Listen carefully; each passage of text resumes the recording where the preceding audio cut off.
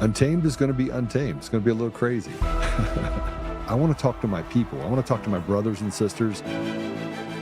We can have grace and humility in how we interact with other people. Oh, hot dog, look at you. And nobody talked about what's really happening.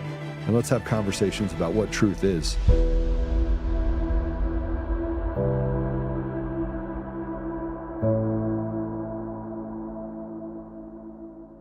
Unfortunately, we're not getting the cooperation that we need. The one that is running things now in the Department of Justice, Pam Bondi sits at the head of it, but the COO, so to speak, the person who actually runs it, is Todd Blanche. And Todd Blanche is failing on all measures. Because of him, we haven't had a pardon granted since May. Because of him, he wants the J6ers to not be compensated for all that we put them through. Because of him, we're not getting the things that we need for Dominion machines, et cetera, et cetera. Now, this guy used to be, until January 4th, 2024, he was a Democrat, a registered Democrat. And then he represented Donald Trump on the Stormy Daniels case that any Democrat would have done the same job. But I don't know that this leopard ever changed its spots, because for some reason, everything that needs to be going forward in order to make Donald Trump's presidency work is being stalled intentionally by this man. And it's not because of ineptitude. This is a smart guy. This is a very capable guy. And it's not because he's not capable. It's because he's intentionally doing things the opposite of what Donald Trump has ordered to be done.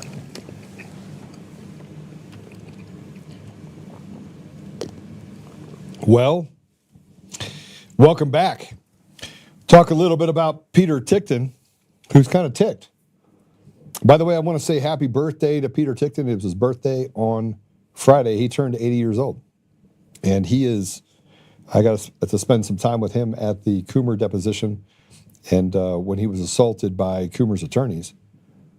And I can tell you unequivocally, 100%, he's not wrong about Todd Blanche. He's not wrong. So why? Why? Why are we having to continually deal with people inside of the establishment on our side, right? We should have come out the gate in the last year and solved all these problems and then got to the restoration part for the next 3 years. We're still working on right now, just getting through the basics. Here's a post. Here's DOJ sources tell me that Todd Blanche, a registered Democrat, through 2024. Let's put this up. DOJ sources tell me Todd Blanche, a registered Democrat through 2024, fired Ed Martin on December 31st and effectively shut down the Weaponization Working Group office. Blanche cleared out the WWG suite at Main Justice to make room for the latest Epstein file production. Blanche denied Martin's staff and budget and is gumming up the works for Russiagate accountability. This is. Let me just tell you what the. Let me play some baseball with you just a little bit.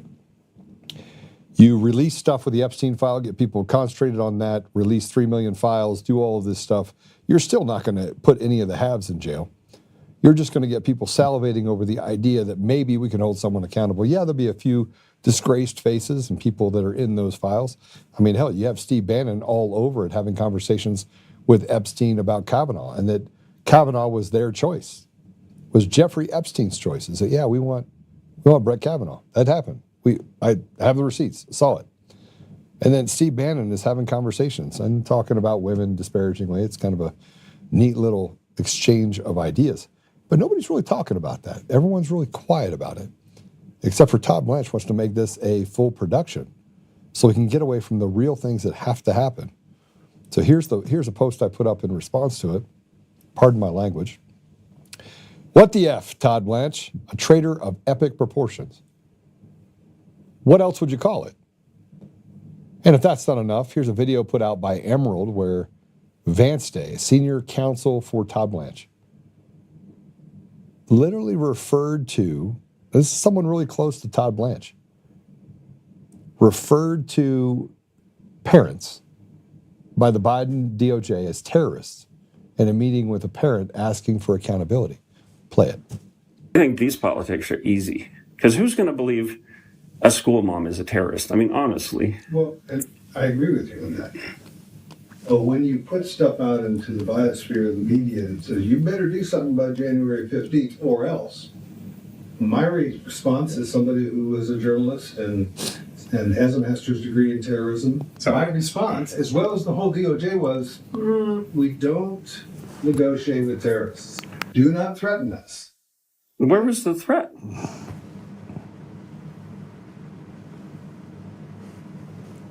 Where was the threat? No, see, what Vance Day is actually saying is, you're a plebe, you're a slave, you're a serf. We can do with you whatever we want. Don't threaten us.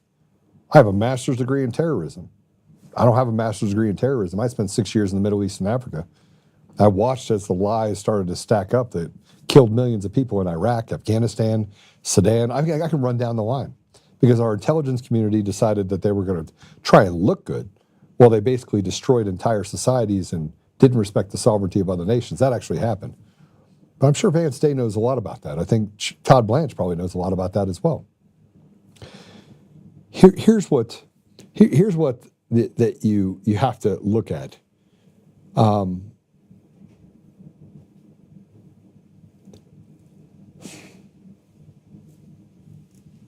Here's Ed Martin. Here's Ed Martin in his own words. And by the way, I think Ed Martin is truly one of the great people out there. He put up this post. The Spirit shows what is true and will come and guide you into the full truth. The Spirit doesn't speak on his own. He will tell you only what he has heard from me being God. And he will let you know what is going to happen. John 16:13. I do not at any point, I don't think that people on our side are incredibly truthful. I think there is a large group of people that just want to be seen. I can tell you unequivocally, I love doing this show because I want to encourage you on what comes next. But if you had to ask me if I enjoy being in this fight, I don't. I like peace. Frankly, if you never knew my name, it would be okay with me. Why? Because I just really like helping people. I go back to doing what I did and mentoring guys to get out of prison and, making sure kids can go to school and, just trying to do my part and taking technology and making it easier for people. That's what I'm all about. And anyone that's ever met me, worked with me, worked around me, knows two things about me. One, I will tell you the truth. I don't care if it hurts your feelings. It's all about facts, not about feelings. And number two, which is probably the most important out of all of this, is that I personally don't care what anybody says. I don't care. I wake up every day with the same idea in mind, that is pursue truth at all costs. I had a friend who I haven't been able to spend a lot of time with yet, but I want to talk a little bit about him because I met him on the show. He's a regular on the show. His name's Dave. And Dave lives in Colorado, super smart guy. He's given me a whole lot of advice for free, right? Just to say, hey, look, this is some of the things I want to do. I have been really, really busy, so I haven't had a chance to sit down with him. And then I had a family emergency. I had to fly out, and it ruined one of our meetings. But he told me not to talk as much about Victor Marx, the negatives of it. And it's in my show today, so I'm going to go through it real quick. I see that our guest is on, so I'm really excited to actually spend time with him and tell you who our guest is today. But I just want you to know that I'm going to play this video because I believe that if Victor Marx would not have attacked me, if he wouldn't have lied about me, because remember, I'm vicious when it comes to the truth. I don't really care. I mean, if I'm wrong about something, I will admit I'm wrong. But you can't lead and do what it is that is coming out about Victor Marx. And so I'm going to play this real quick. And this is a guy named Free. He's a Marine as well, based out of Colorado Springs, Colorado. Just reached out to Victor and said, hey, look, I just want to do an interview with you. Everyone else is going to give me an interview. You won't. And you're running away from me and you're running away from debates. And then people started popping up out of everywhere to give Free some. And by the way, I did not meet him, and I have not yet been eyeball to eyeball with him. I did say that I'd give him an interview, but let's go ahead and play it. There was a young lady who was trafficked, and I just want to take the time to thank the El Paso County Sheriff's Department here in Colorado Springs. I also want to take the time to thank the Harris County Sheriff's Department out in Houston, Texas. If it wasn't for them, they would not be able to locate the woman that was trafficked. She was taken from Canada and she was moved to Colorado Springs, and she was taken to Texas, and then she was taken back to Colorado. And her boyfriend worked tirelessly to find her and bring her back home. And if it wasn't for the deputies that were able to find her every time she sent out a message and tried to tell her boyfriend where she was, she's never been here before, so she didn't know. But if it wasn't for them, then we don't know where she would be. This young lady, she was trafficked through a nonprofit organization. And if you know the work that I've been doing, looking at these nonprofits, looking at all the Medicaid fraud, this is something that is very simple to do. But this young lady, she was trafficked through a Christian ministry. And the person who owns that ministry is Victor Marx. And as I talked to her boyfriend, the man who is the hero for making sure that he brought his girlfriend home, I sat there and I thought, how many times has this happened? And not only that, but I thought, maybe I can interview this couple.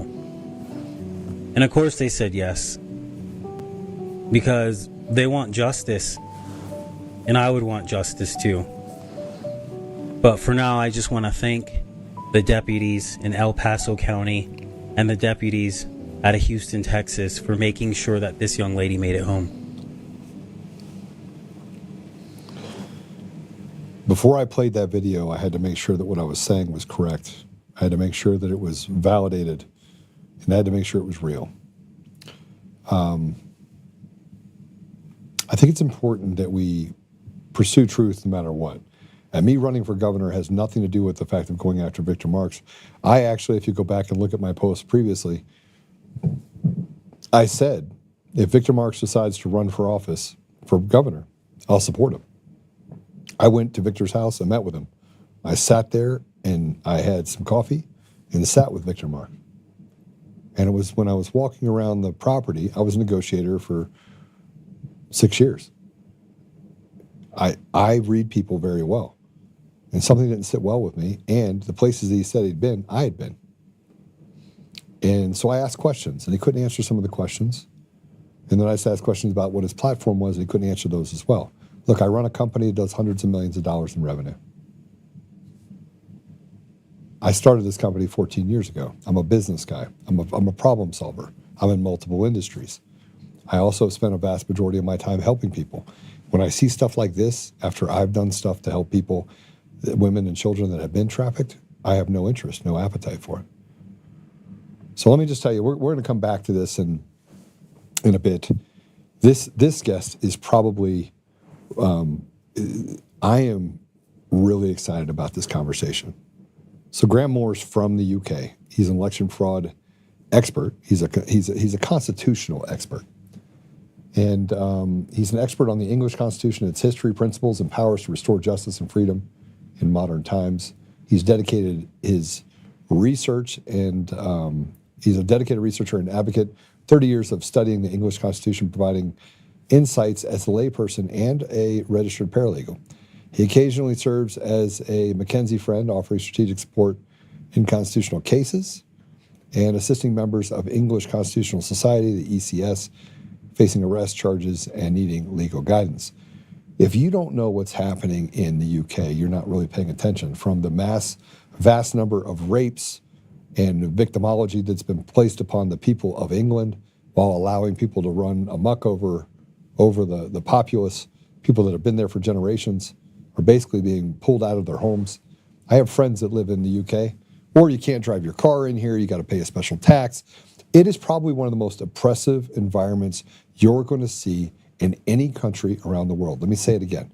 You have a large populace that's inside the UK. It's be interested to see whether or not he believes this or not. A large populace inside the UK that doesn't even understand that they are slaves. And it's been going on for a long time, that are basically being held hostage by radicals, people that are one generation, similar to what's happening in the United States. And this all came about because of the same fraudulent intelligence that we have in the United States that has been stealing elections state by state by state by state. What they brought here to the United States first 2 decades ago, they started there 3 decades ago. And the systems and the technology that they use in the UK that has stolen the sovereignty of that nation and put police officers on every corner to say it's a hate crime, to speak your mind, to speak what God gave you, the ability to speak your thought. No. They now have thought police in the UK. You can't pray on a corner in public. You can't advocate for for babies being preserved. You can't say that somebody that is Muslim that does something bad to you. You're not. I'm going to say this because I don't know what his limitations are for what he's allowed to say and not say, but I've studied it. And if you want to know what oppressive is, you can look no further than the United Kingdom, because it literally is they've got to find a way. And I know they're doing it, by the way. I know that they're in pubs. You go back and look at history. They're in pubs. They're in churches. They're meeting in large groups. They're doing it without cell phones. Because if you also want to know about the surveillance state, look no further. The surveillance state inside of the UK is the blueprint for what they're doing in the United States, almost identically. So he also hosts the Full English Show on Rumble. I just went over and followed it. You need to follow it as well. This is going to be a fascinating conversation. And so, Graham, welcome to the show. Thank you very much, Joe, for inviting us. And I've got to tell everyone listening to this, especially the American audience, your introduction was not only passionate, it was honest, and probably one of the most truthful introductions I have ever heard doing the show. You just described exactly what is going on, and that system of corruption has been exported to the United States of America. So people need to understand Sadiq Khan is currently the mayor of London because of the Dominion voting machines that were operating in the London election, right? So what's going on now has been exported from England. Well, let's get into that real quick. The Dominion machines, we have whistleblowers from Venezuela, we have whistleblowers from Serbia, we have whistleblowers from multiple countries that were involved in intelligence operations related to the U.S. and British intelligence. It's very important. Yep. That pinpoint that these machines were used and stole elections in nearly 70 countries around the world, the UK being one of the first. Yep. So just to make sure everyone, so before we get into this, make sure that people understand this simple thing. I am English, not British, right? So Americans sometimes can't get their heads around that. It's a bit like saying, are you Russian or are you a Soviet, right? Soviet is British and English is Russian. It's the same thing, right? So once people understand what the basis of what we're doing, England is being destroyed, and it is being destroyed by Marxists and communists because they need to eliminate England because it is the beating heart of the United States of America. Why do I say that? Your constitution came from England, not Britain as British. It came from the English. And when you tell the story of the Constitution, your Second Amendment is our Fifth Amendment. We have a Bill of Rights that was exported to the United States of America. We have the right to keep and bear arms in England, right? I've used the English Constitution in cases. We've got a current one at the moment where people have got not guilties, and the barristers and the King's counsels and the prosecution have told the people to sack their solicitor, sack their barrister, here is your defence statement, and it hasn't even gone to the jury. The judge in the Crown Court has found him not guilty because they've used their fundamental constitutional right of the right to keep and bear arms. So I just want people to make sure that are watching this. You mentioned pubs, right? Yeah. They have shut most of the pubs. Most of the pubs have been taxed out of existence. And the reason they did that, and during, I don't know what you're going out on, so I have to be careful what I say. I've been banned on most platforms. You don't have to worry about being banned on me. Number one, I will literally sue people just for winking the wrong way to try to take away somebody's rights. So you can say whatever you want on this platform, and I won't. And I have my own platform, and I'm one of the top 0.1% of podcasters around the world. And frankly, I will find a way to get this message out, which I just pushed it out there again to a bunch of people and said, you got to listen to this. This is the epicenter of what we're dealing with in the United States in the UK. Right. So the Peasants' Revolt, going all the way back to the 1300s, come from what we call the owl houses, the pubs, right? All of the revolutions that come from England come from the pubs. So they started to shut down the pubs, and they did it by charging business rates, by putting tax on beer, by taxing, and they taxed the working class out of the pubs, right?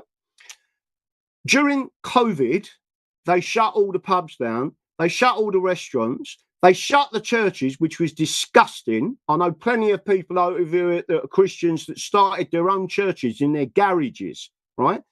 And from that, they had to shut down the people talking to each other because they knew that once we started to have conversations in pubs, we would say, this is going on. So what did they do? They shut them. I've had to move out of London because of the violence, because you can't walk down the road in London where I lived, right? All you heard was foreigners. People were not talking English, right? And to walk out of where I lived, I used to have to leave my mobile phone inside my house, my wallet inside my house, and take my watch off, right? That's how bad it was. Now, I've moved out of London. I lived in London all my life. When I stood for election in Tooting, in southeast London, which was Sadiq Khan stood down. So I'm going to bring in a story here, and you'll all understand this, right?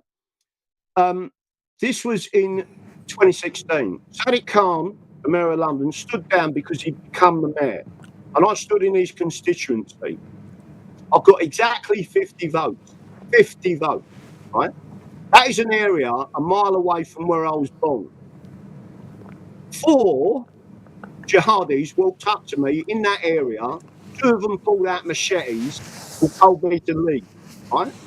Spoke to the police didn't do anything. Now, that's in Sadiq Khan's own constituency, and bearing in mind, Sadiq Khan was investigated by MI6 and MI5, and a report was put into Parliament because he had personal friends that were jihadis. He was what's known as part of the Tooting Circle. I recently stood in another place in the north of England, completely different demographic, as an English constitutionalist. This is in May last year, and I got exactly 50 votes. It is statistically impossible for the same candidate to get 50 votes nearly 10 years apart in completely different demographics. So they're not just cheating using machines. They were both hand counted. We then took it to court. I won the first set of hearings. Yeah. The second hearing was at the Royal Courts of Justice and the Appeal Court, the second highest judges in the country, and I won that case 3-0. 3 appellant judges agreed with me, and we had a trial. But what they did was they swapped out the original judges and put another 2 judges in their place, right? And they then, at the end of the evidence of the trial for election fraud, said that we don't believe there's been a fraud, and then they hit me with £40,000 in that case worth of costs, right? So what they do is, under English law, if they bankrupt you, you can never stand in an election again. It's a way of taking out a political candidate, right? So I'm now 40 grand in debt. They're about to bankrupt me, even though, and by the way, there were 65 people in the gallery. And at one stage, they stood and applauded when I said, these people are communists, these people are Marxists, and Fabian Society are involved with this, and the whole of this count was crooked, right?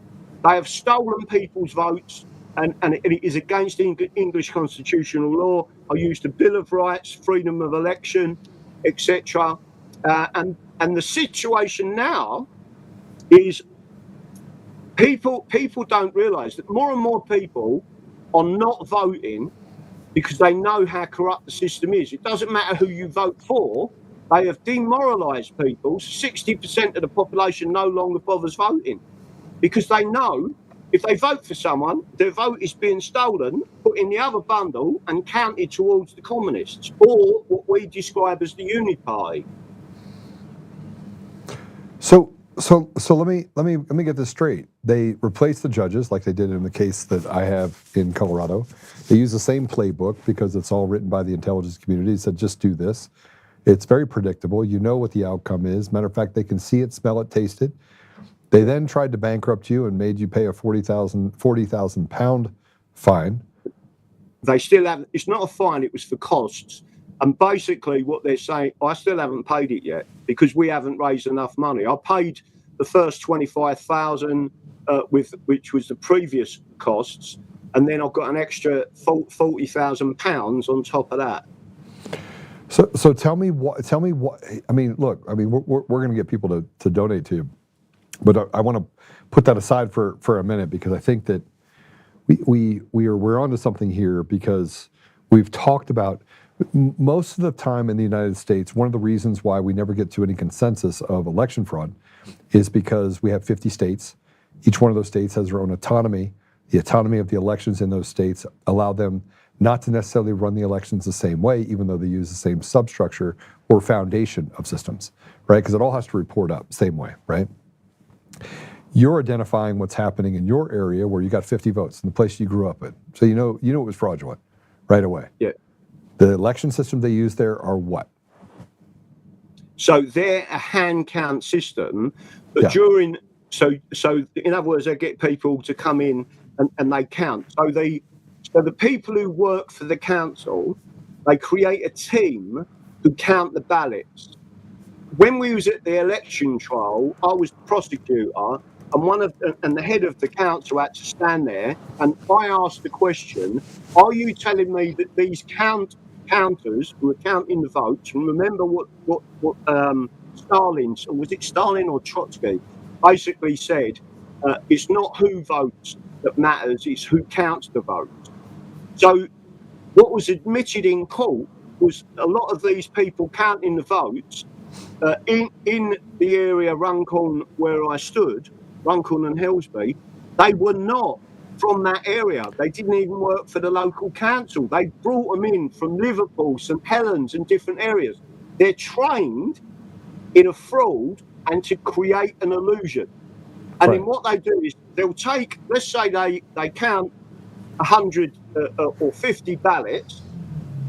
They take the 50 ballots, let's say they're mine, and then they'll put a Labour or Democrat ballot on the top, a Labour or Democrat ballot on the bottom, and then they put that bundle in the Democrat pile. That's exactly what they've been doing, and we've explained this to the judges. I mean, previously... Don't you have free access to the ballots? I mean, isn't there an access to the ballots that you get on your... So you don't have access. So how do you have... I mean, it's the same thing we have in the United States. No access to cast vote records, no access to election systems. It should be up for by the people. I mean, the English letter of the law should allow for you to have inspection of those ballots. Right. So first of all, a year after the election, they destroy the ballots. So there's no evidence. 1 year later, they've taken the evidence away. You've got to be so careful of that, right? But this is the important bit. The way they set up the count, the people went so round the edge of the count. So they allow 10 of your count agents to come in, right? And you can see around the edges. So as they're counting the ballots and stacking the ballots in front of you, you can see. But then it gets switched to the middle. This is where I'm saying an illusion comes in. You can't see what they're doing in the middle. They won't allow you access. You're not allowed to use cameras. It's not allowed to be videoed or CCTV. They've got CCTV all over London, but none in a count. It's just so they train these people. This is how we operate the fraud. They bring the people in who've been trained to operate the fraud. The only way that you can massively go against the fraud is if everybody voted. The less people that vote. That's why President Trump was so bang on the money when he was saying to people, you must vote, because they can't cope in that type of fraud when so many people vote. The less it gets, the easier for the Marxists to win and the communists to win. So they demoralise and stop people voting. But the more people vote, the harder the fraud becomes, because you can't keep going over and doing this. By the way, it happened in Doncaster. They did the same thing and then they got caught. They got caught in Scotland, and when the judge said, I want you to produce all the ballots, they simply said, sorry, we can't find them.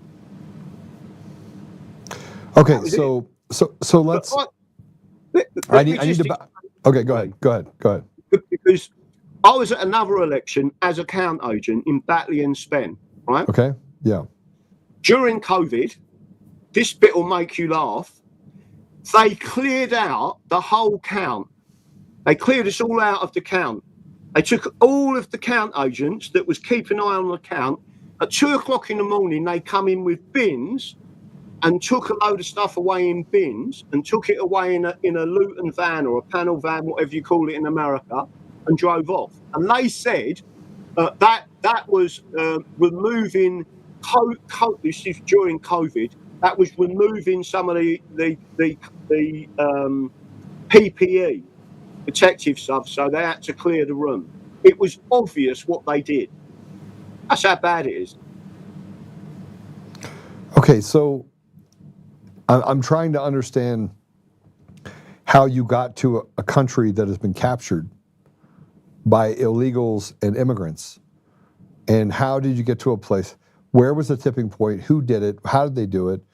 It couldn't have been done without intelligence communities. And why is it that when I went to England, that a vast majority of the countrymen of England have been pushed out of London completely? I mean, family flats that they've had for generations are handed over to an illegal family. And I mean, this is true, right? Am I saying anything that's untrue? So what you're saying is completely true. London is now, I would say, a city of 20 million people, because they don't actually record how many people are there. From telephone, in other words, mobile phone, cell phone registrations, and from sewage works, they've estimated potentially 20 million people are living there, right? So whatever they say the official figure is, but to say there are 36% of London they now call white British, but technically even part of that is not English, because if you are Polish and you are registered as a Brit now, they will class you as white British. English in London is I would say 15%, maybe 20%. London has been captured, and it's been captured. So you just asked what was the process. Yeah. I could tell you a process that aligns with America, right? And when I tell your audience this, you will be in shock, right? The European Union created with the help of the Union Party, which is the British, and the Fabian Society, who are committed Marxists. Tony Blair is an executive member of the Fabian Society. Sadiq Khan is, etc. We citizens arrested Sadiq Khan on January 13, 2018. Right? Nothing was done by the police. We said he's subverting the English constitution. He's a Fabian, a committed Marxist. Right? What they did was they regionalised England into 9 regions because they are trying to erase England and create administrative regions, the same as Europe, right? They've already done it with Scotland, but Scotland technically is already an administrative region. They've done the same with Wales. There's actually, the British Isles is made up of 12 European, if you include Southern Ireland, 13 regions. They class it as a province of Rome, in effect, right? So there's other people involved with it, famous Jesuits, all sorts of stuff. This is all legitimate. When you talk about it, people think you're mad. This has gone on for centuries, right? Well, that's why I said that people don't know that they're being held hostage. They don't know that they're slaves. No, but they've woken up, and little by little they've turned into slaves. Like it's really, and you could see it in the disposition of the English. Like they're just sad. Like it's a very sad society. No, and it used to be so vibrant, right? I mean, we don't need American boots on ground, right? All we need is for President Trump to say, unless you give the English back their guns, we're going to put a 200% tariff on you, right? And then once they issue, by the way, an English parliament, an English passport, which we haven't got, is my birthright, is my license for a firearm, right? And they've taken that from us by stealth, and it happened, and it started from 1921. So without going around the houses, let me go back and tell you how they did it. They brought us into regions. London is a region of the European Union. If you look at the maps, it shows you. They started that process by bringing in the Greater London Authority. Then they erased a shire county called Middlesex, which was crucial to England and should be immediately reinstated, right? And then they created the Assembly, which is an assembly of the European Union, which they call the London Assembly, which is what Sadiq Khan is in charge of, right? Why is this crucial to America? They did the same thing to America. It was the same blueprint. It started with the Acts of Union, which they didn't need, but this was a long time ago, 1706, 1707. right. More things happened in 1948, but I won't get into that just yet. But I will tell you, the blueprint in America is the same.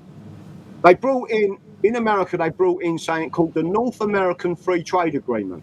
That was the equivalent of the British Union. NAFTA. Yeah, NAFTA.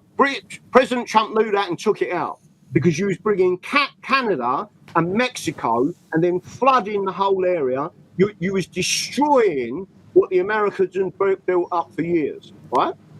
Then you had something called 9/11. What did 9/11 create? The Patriot Act. What did the Patriot Act create? A subset of the Patriot Act. The Department of Home Security, right? And from that, they created something called FEMA regions.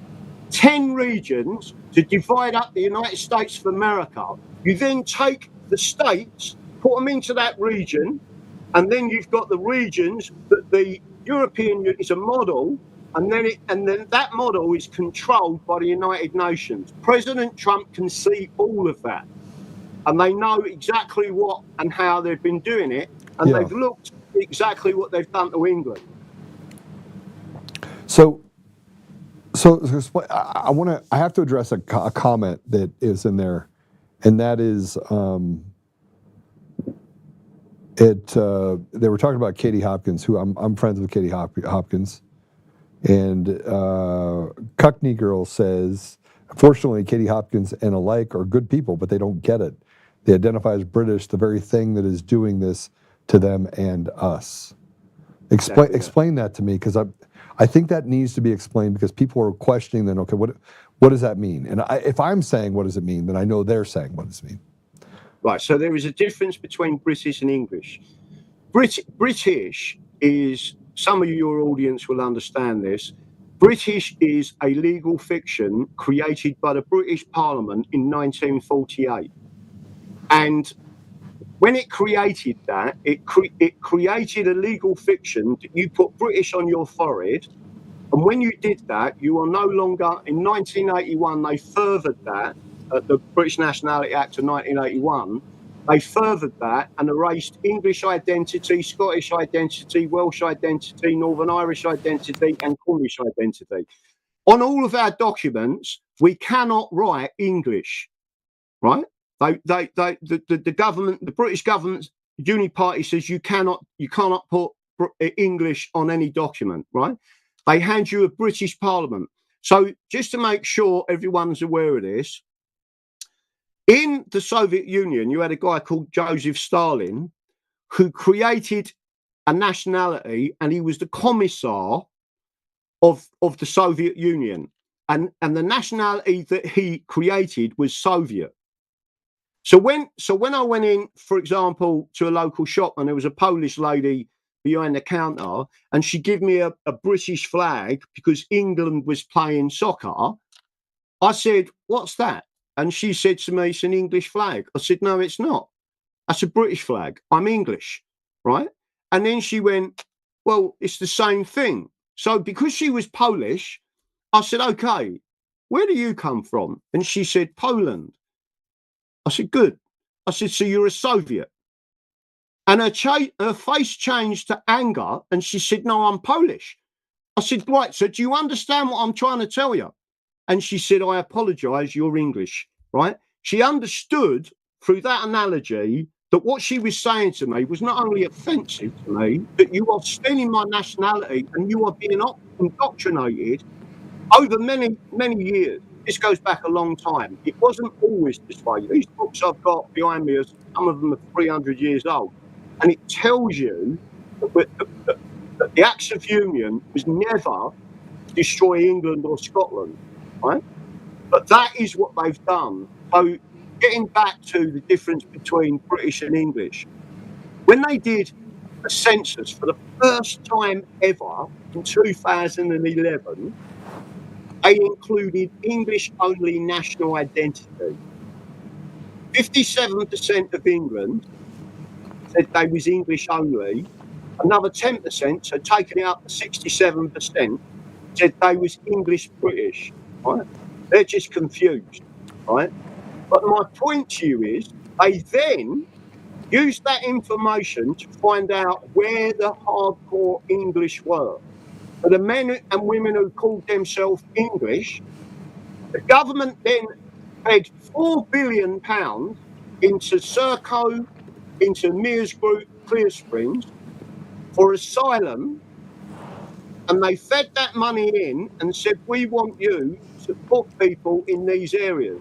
So in the Newcastle, Sunderland area, which is in the northeast of England, they flooded that area. Why did they? Because it was 85% English. So by flooding migrants into that area, housing them, giving them money, right? And then they're going around raping the women and children, right? That then watered down the English and raised the British. So when they come to vote, we're being outvoted. And by the way, the BBC, even alternative media, will not discuss this, right? The only person who talks about it is me. And every time my channels on YouTube, I had nearly 100,000 subscribers, they took me out. I built it up to 25,000, they took me out. Built it up again to 2,500, they took me out. The only place that has allowed me to speak but does not promote me is Rumble. They've never given me a strike. They've allowed me to talk. What about X? Are you on X? Oh, X has taken, not last year, the year before. This is under Elon Musk. I've got Yeah. just under 10,000 followers, and they took my account out and wouldn't even tell me why. They didn't even send me they would, and I asked them, why have you taken me out? All I'm about is self-determination for England and the Constitution. That's what I talk about. And they wouldn't even give me the courtesy of a response. That was under Elon Musk. So I've had 3 different accounts on there, all taken out. The prior one to that was 15,000 followers years ago. They took that one out. Do you have one now? Yeah, it's called English Exit. Yeah, I've been. Yeah, I thought. I'm following you now. I thought I was following you before. I had seen some of your stuff previously. Okay, so what you're talking about in England versus the British, or the difference between the two, has a lot to do with the same thing that we have here, where people parrot this word called democracy, right? We're not a democracy. We're a constitutional republic. We were never a democracy. We were never meant to be a democracy. They started this in the 70s, and they call us things that we're not, like we're Americans, period.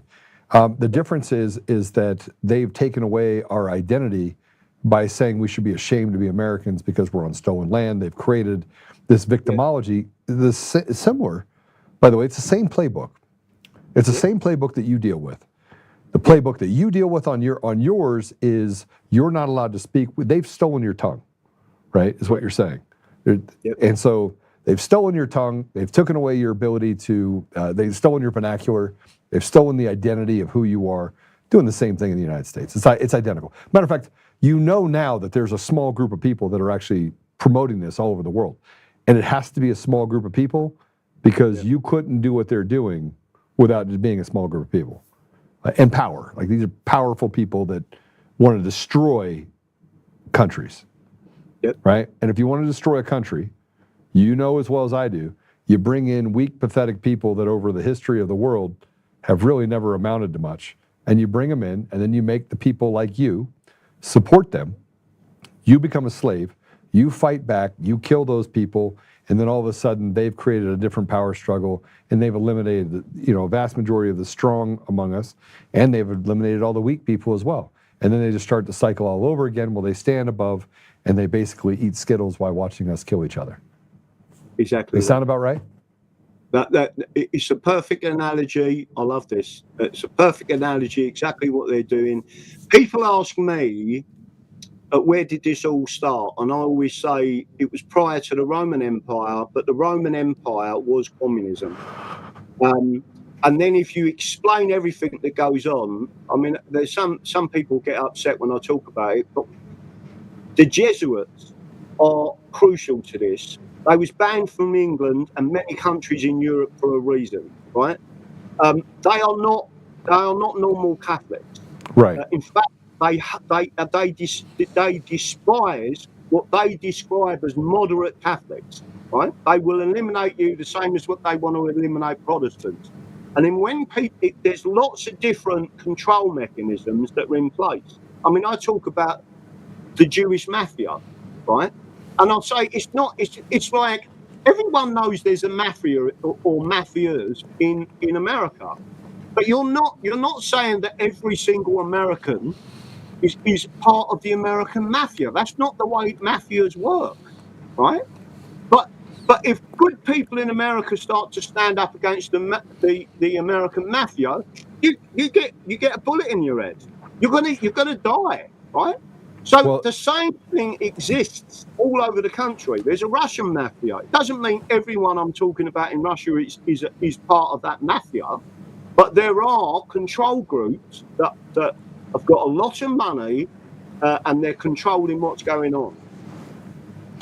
Yeah, so what's fascinating is that I do a lot of reading, and so we've never talked before. You and I have never had this conversation before, so I've never had the ability to understand truly what's going on there, although I read a lot, and I had spent a lot of time overseas. I spent a lot of time there. Matter of fact, the week before that shutdown before COVID, I was there. I was in the UK watching a soccer match, right? A football match. And you had a huge storm that came in, and it knocked out a couple games, so we actually drove to a different area to go watch a match. with Man U, and then I flew home, and they shut the border literally 5 days later over COVID. So I've spent a lot of time in that area, and I thought to myself before COVID that it was strange that the people in the UK were sad, because if I go back 15 years, Yeah, they I weren't agree. sad. It's quite different. Yeah. And now it's so oppressive Yeah. that it's nearly impossible to ignore.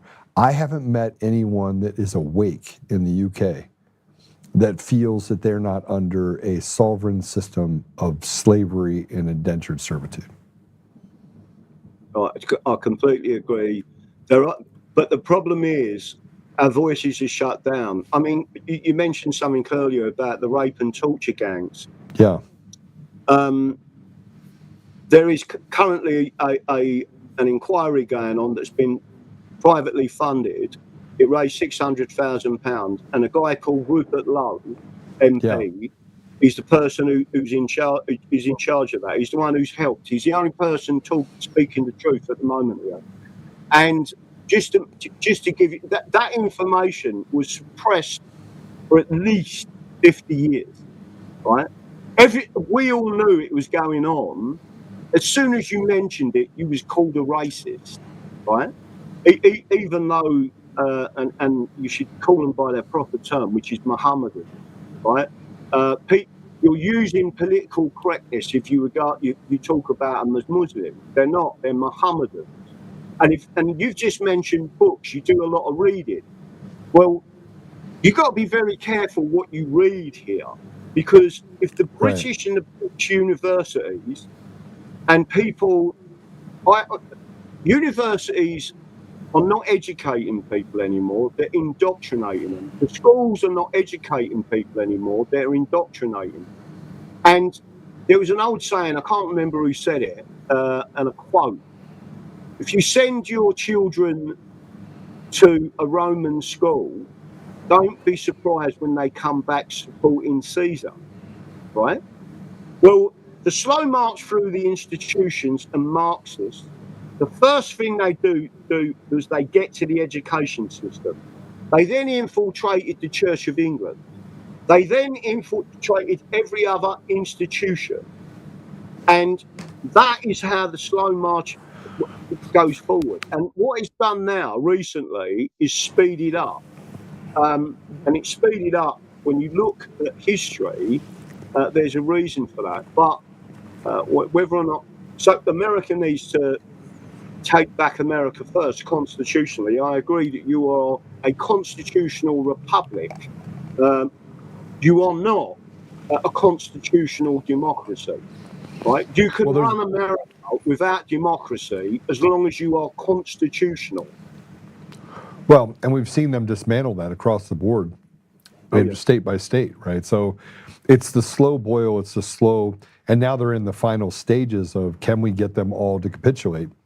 And what they're finding is Democrats, Republicans, and independents, you saw this large swath of people move to the independent bucket, and now the liberals of the 80s and 90s is now really where most conservatives see themselves, and it's okay to have liberal ideas that allow for us to, I think we moved past racism in the 80s and 90s. Talked to Kyle about this yesterday, and got to a place where we don't care. Like our generation, my generation, your generation, we don't care what color you are. You could be purple with pink polka dots. We don't care. But don't be a shitbag. It really is, right? I mean, it's about character, not about your color. Yeah, but they've had us cater to the ridiculous. And they started it in the UK. First of all, hate crimes started as this. They said back when they started these hate crimes for thought crimes, for what you said, they said it was to prevent people from inciting violence, not from speaking their mind. Now that moved, and they said it was going to be a slippery slope. They said a slippery slope, right? But here's what's happening that I don't think that the human condition that they understand.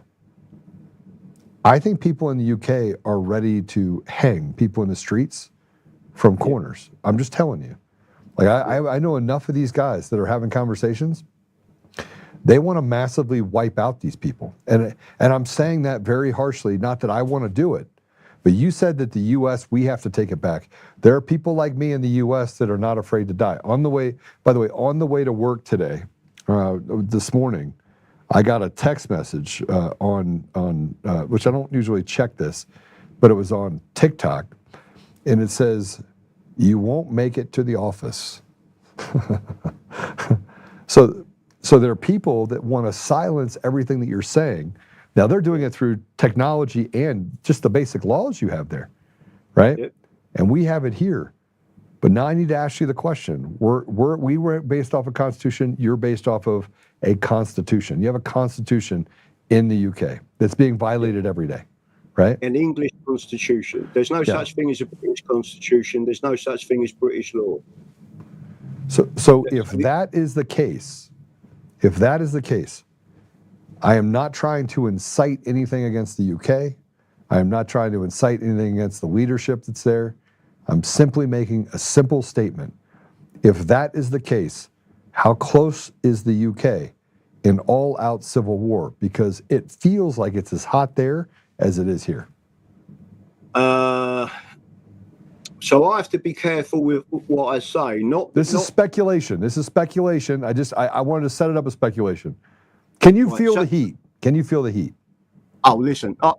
When I was living in London, I don't live in London at the moment. I live in Devon, right? So I only moved here 6 months ago. The windows on my car were smashed. My car tires were slashed. The wheel nuts on my car were loosened. There were lots of things that they was trying to do to me, right? The problem that you've got is the Fabian Society and the Marxists want to cause a civil war because it is the only way you can create a convention parliament to rewrite the constitution. So we've had 2, I think 3 convention parliaments in England in history. Well, hold on a second. Hold on. That's only true if they win. That's only true if they win. Because if they lose, I mean, this is fear of loss. And by the way, you have the same problem in the UK we have here, is this fear of the unknown. There's something that changes inside of a person when you back them into a corner, right? They become a rabid dog. Now, Marxist and communism has never survived itself and has killed lots of people. But eventually, it kills the people that are oppressing them. Eventually. Yep. Okay? Yep. So they try real hard. The devil tries real hard. But let's be honest. It is only a rewrite of the Constitution if you lose. And we had the same problem in the United States during the Revolutionary War, right?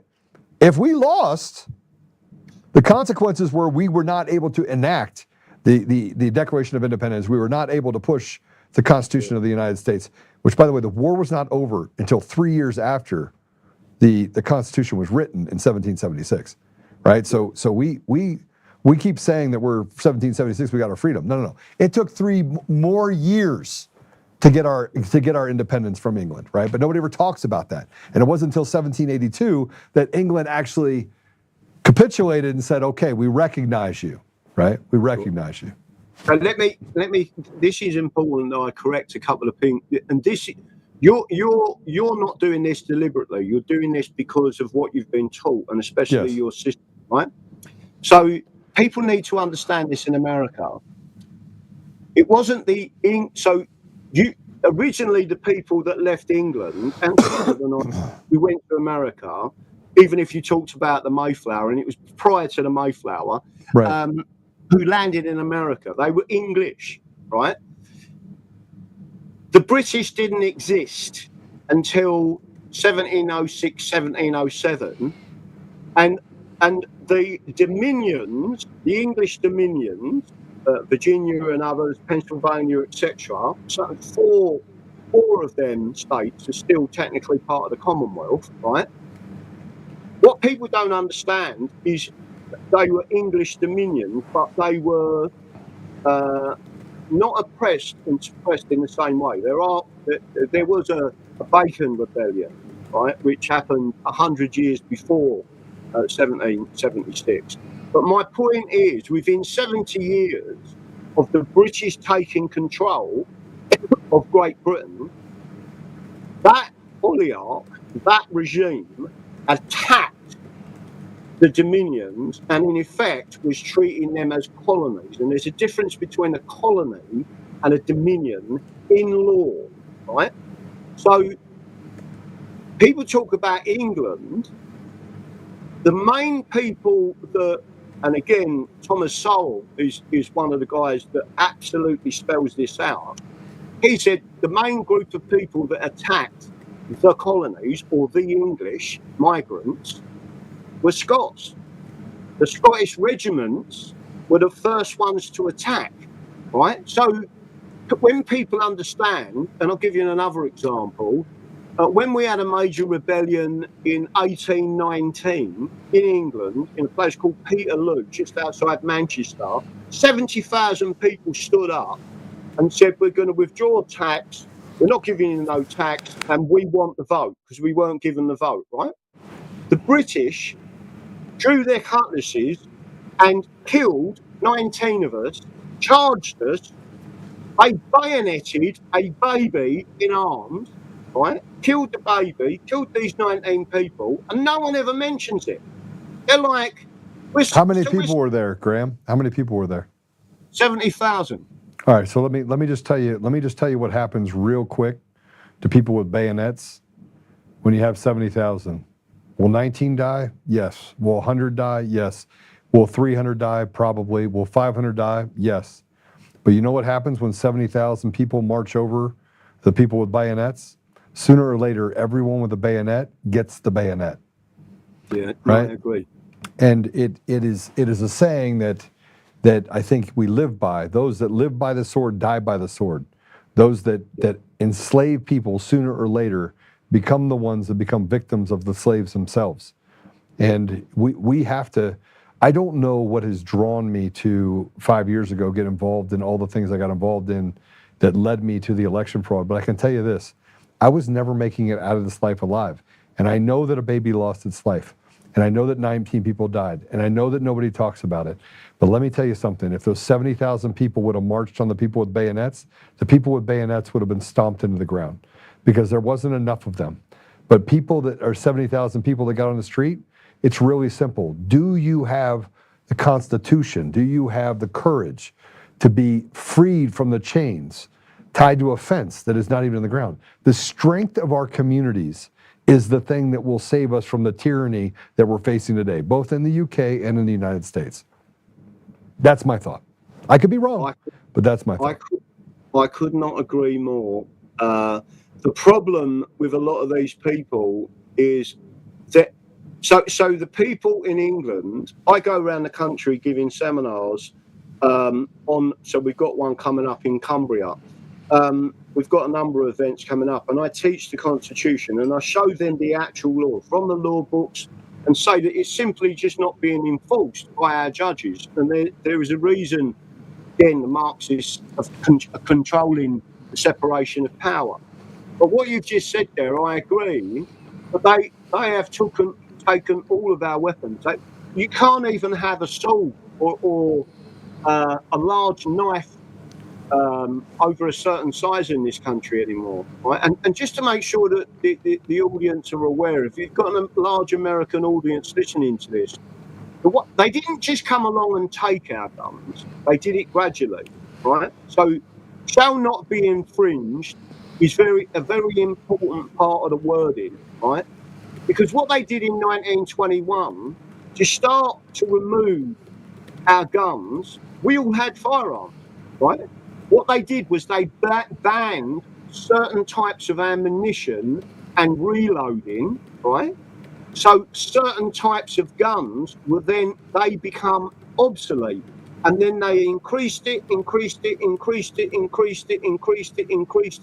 in the end. And then they blamed it on shootings and mass shootings in this country. It was all nonsense. It was created by them to disarm us. Right. What's happening in the United States? What's happening in the United States? The same thing is happening in the United States. And they limit our speech by saying you have 3 minutes to speak, which is not enough to articulate an argument Well, they put people up on stands and they have them talk about nonsense with a doctorate behind them that was trained in a Marxist college or university inside of our schools, right? So, look, you ran away from England or London for a reason, right? The same way you ran away from London is the same way that everyone ran away from every other part of your society. You're running away from schools. You're running away from indoctrination camps. You're running away from a big pharma putting things into your body that you don't want. You're running away from the ability for them to want to kill your babies and give you this socialized medicine that frankly that leads to a place where now they've legalized euthanasia and told you that that's an option. We can kill you. Look, everything that you're facing in the UK, if there's anything powerful to come out of this conversation, it's that we are the same. We are brothers and sisters in arms. And frankly, the sooner that we realize that the reason why they took away, I'm in the comments, by the way, if you guys are wondering, I'm the one that's Untamed Nation. As soon as we realize that the reason why they took away your guns, the reason why they took away your knives, man, I'm surprised they didn't take away spoons. They took away bats, they took away, I mean, you're just basically a bunch of school children, 8 years old, that they say basically can't be trusted with anything. You then realize... That's the only thing I'm allowed to have, but I must have a ball as well, a baseball ball. So, but my point is, as soon as you realize that they know that the reason why they took it away from you is because they knew sooner or later you'd figure it out that you're a slave. And once you figure out that you're a slave, everything changes. And they knew that by the time you figured that out, they better make sure that they take everything that they can against you so that they can bayonet the 19 people, including killing a baby, and get away with it. I'm going to tell you, though, and I know this is, I want to hear you speak. I want to encourage you that when you're out there talking, that courage is more infectious than fear. And those 70, if you want to see what I learned about January 6th, I learned in January 6th that they were afraid of their lives because the American people showed up in number because of stolen elections. If we have that same fervor and that same ability to be selfless, and you guys are the same thing, if you're selfless, you can eradicate all these people. And I don't mean kill them, I mean run them out so that you can return to a place of sensibility and restore the churches they've closed, God in your community, and that smile on people's faces that was there a long time ago when you had, what was that guy's name? Hugh Grant? When he was doing good movies. Hugh Grant was doing movies.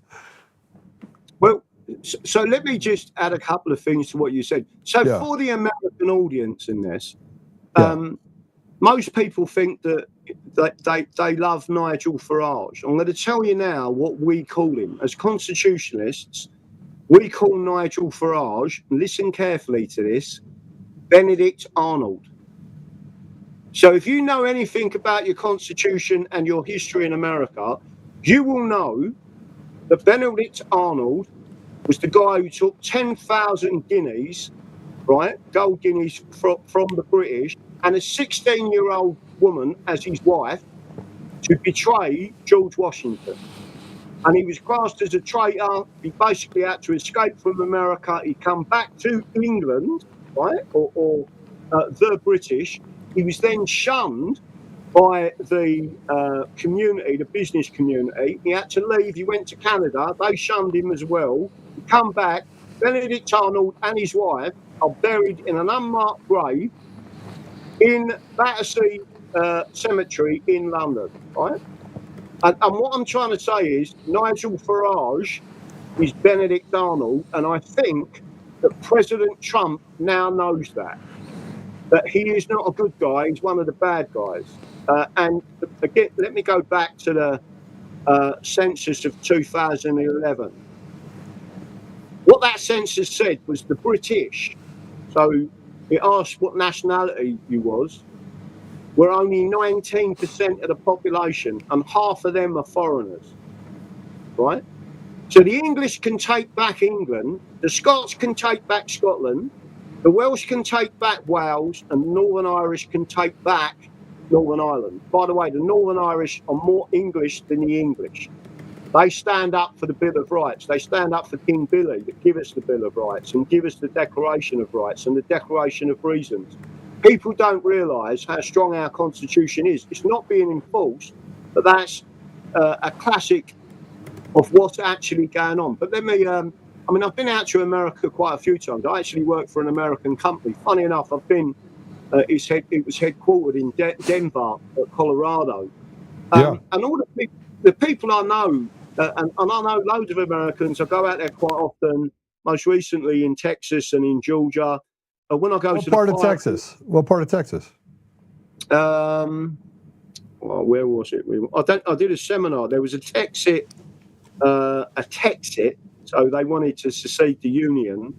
Was it not El Paso? San Antonio, Austin. It would have been Dallas because Dallas is a bunch of weirdos. No, it was out somewhere. I'd have to look it up where I went to, but it was fantastic. Georgia, Covington. I went there and absolutely loved it. It was in the gun ranges most of the time. The only place I had a bad experience was in just outside Seattle in Washington, where I walked into what you call a dive bar, was wearing a Trump T-shirt, and the guy behind the bar said, "You want to leave because they won't tolerate you in here." And I couldn't believe that. I was shocked. Yeah. So that's what you experienced in Washington is the state by state sedition that has happened, stealing elections, indoctrinating people, creating this indoctrination at the education level, and then using the media and the density that they have in the black robes, the rotted judiciary, in order to enforce persecution against Americans. Yeah, no, again, when I see what's going on in America, I mean, I love America, and your constitution came from England. It's not British, it's English. And even the things that you put in place out there, the electoral college, the people were clever enough to know that the cities would start to expand, and they needed to give a method of making sure everyone was equal, even in the rural areas. So they created the electoral college, which we haven't got in England. There's so many positives to America. I mean, again, it's not America, the United Independent States of America. Yeah. It's not the greatest landmass in the world, and it's not the greatest opulence, but it's the greatest nation in the world, and it's been created by the English Constitution and by the ancestors that understood they wanted to live by the word of God and Jesus Christ. That's it. Leave us alone and we'll get on with it, and we'll build the nation. And again, if you look at what the White House did recently, when I say recently, within a month of actually taking office, they sent out a tweet and they said, our national language officially is English. They didn't say British, they said English. And then they sent out another one and they said that the Bill of Rights was written in English. Right? So when I talk to Americans, that's what you've got to understand. There is a difference between the British and in English. Within 70 years of creating the British, right? So in 1707 it was created. Within 70 years they was attacking us in America. And they've never stopped attacking America. But they won't stop unless you take them out. So when I say take them out, I'm not talking about English, Scots, Welsh and Irish. I'm talking about the British oligarch, the British regime, the cabal. They need to be removed. And you're not going to do that with Nigel Farage. Okay, so I need to, and I got more questions for you because I think that your demographic change has happened. The people that have been there for generations are being basically thrown out of their own land without one shot being fired. Okay? I'm sitting here watching the comments of some of the people that are from the UK, the English. I'm going to call them the English out of respect for them, right? Because I believe that I'm English, not British. I see that. It's actually somebody's call sign that they're English. Even if the sentiment that is shared here is shared by the generational countrymen, and I'm not talking about white people, because you have Indians that have been there that feel the same way. I have a friend that's an Indian, right? He's from India as far as he's of descent. He feels the same way, right? He feels the same way. His family has been there for 4 generations, okay? Yeah. Even if the only thing that you lack is organization. Am I wrong? Not only, so we've got something called the English Constitution Party, which again, if you go back to the fraud, they won't allow you to be recognised. The Royal Mail even stole the leaflets. The point I'm trying to make to you is, we are so oppressed. It's just like the Soviet Union. They won't allow you to organise. So I go around the country and I do seminars and teach people the English Constitution and how we can fight back. But again, even my events have been cancelled at the last minute. Once you set them up and advertise them, all of a sudden they come along and they say, no, we're shutting that down. So they don't allow us to speak. The only place I can generally speak is on Rumble. Even on Twitter, my account is oppressed and suppressed, even the one I've got now. I should be at 50, 100,000 followers on there. But as soon as you get to a stage, they'll take you out. And by the way, the censorship on Twitter or X or whatever is still coming out of London's office, Twitter office. They will not allow anyone to speak about the English. Okay, so by the way, there's a comment that was made is that we have a problem with organization in the U.S. too. And so how we resolved it, and I'm going to give you some ideas here because I really want the British to hear what the English are thinking for a reason. I think you have an opportunity here because there's people that are listening that I just got a text message from a friend of mine who's in the UK that found this on X and said, Joe, Graham's a great guy. Like I went to a seminar with him. So the thing that we decided that we were going to do is that we understand that Rome wasn't built in a day. You guys have been going through this for 3, 4, 5 decades, right? This is a slow boil, right? We built a thing called the Brotherhood. And the Brotherhood, we have these little rings. I don't know if you can you pop in on that ring? Pop in on that ring if you can, guys. Can you or no? All right. So one of the things about the English is that there are men and women of faith, right? A lot of Catholics, right? And so we decided that we were going to build a brotherhood. See if I can get it to move it over for you. And so we have these rings, right? Now you'd say, Joe, why have a ring? Okay, go ahead and put it back down. Why have a ring? You have got to figure out how to build a brotherhood where I am my brother's keeper means something. That's biblical, by the way. That says we must put on the full armor of God. And when people decide that they're not as interested in the next breath or in surviving it, because you weren't going to survive it anyway, something happens. And I know that this is the case because I have people every day that I'm talking to about why I wear this ring. Now we're starting to make sure that men are men. And by the way, this is not anything against women, but you've got to get men. You got to get able-aged men. Like women can support it. Man, if you have some that want to fight, great. But putting a woman inside of I'm not built that way. I'm still built where chivalry is not dead. And I want to be able to protect my wife. I want to be able to protect my daughters, your daughters, our wives, our mothers. I think it's sacred ground that we should be on when it comes to women, right? This whole feminist deal, you throw it out the window as far as I'm concerned. It doesn't mean that I think they're stupid. I just think that a woman should be revered. And I don't think we've done that, which is why you got a bunch of gay people running around in office, right?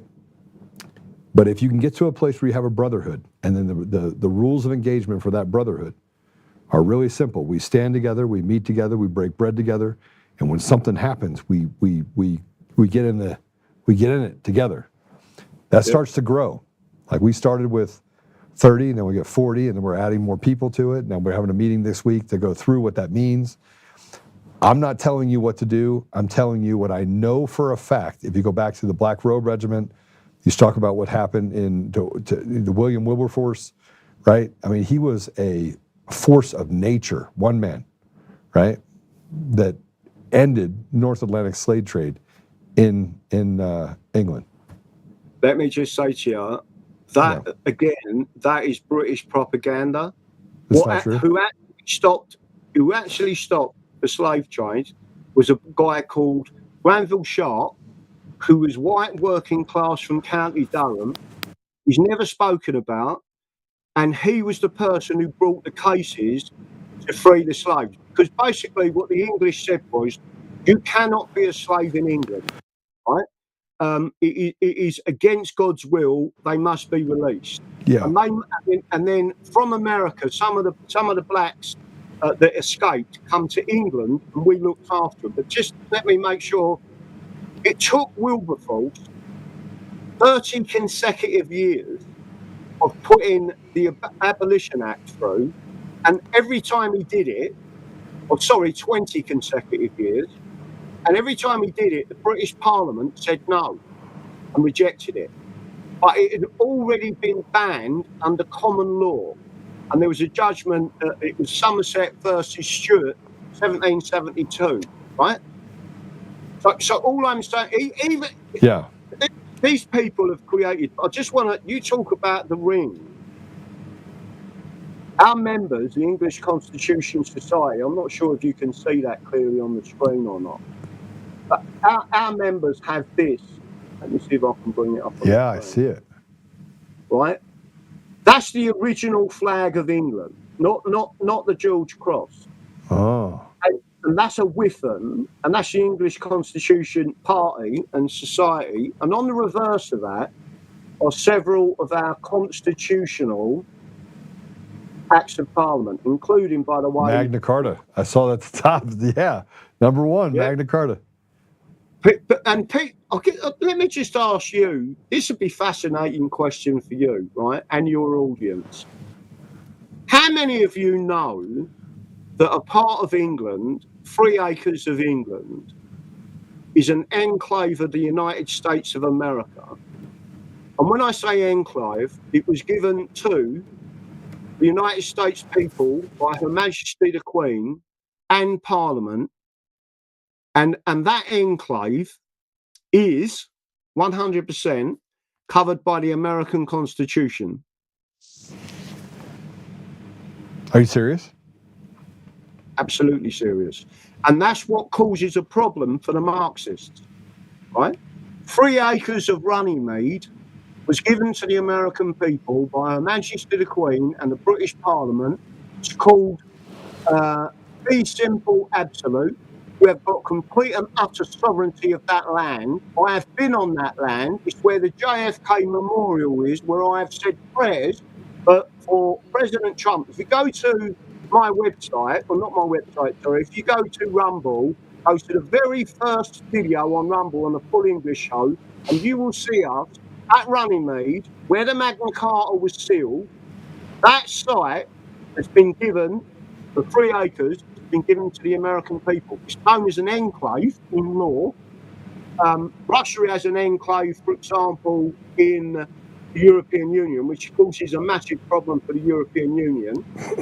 But when we was there, and I was talking to the very large crowd of 300 people that had come along, we said a prayer for President Trump, for the people of the United States of America, and just to make sure everyone's clear on this, the Kennedys, 3 armed police, British armed police come up there, 3 armed police. Bearing in mind, technically, we've got an unarmed police force. That is not correct, by the way.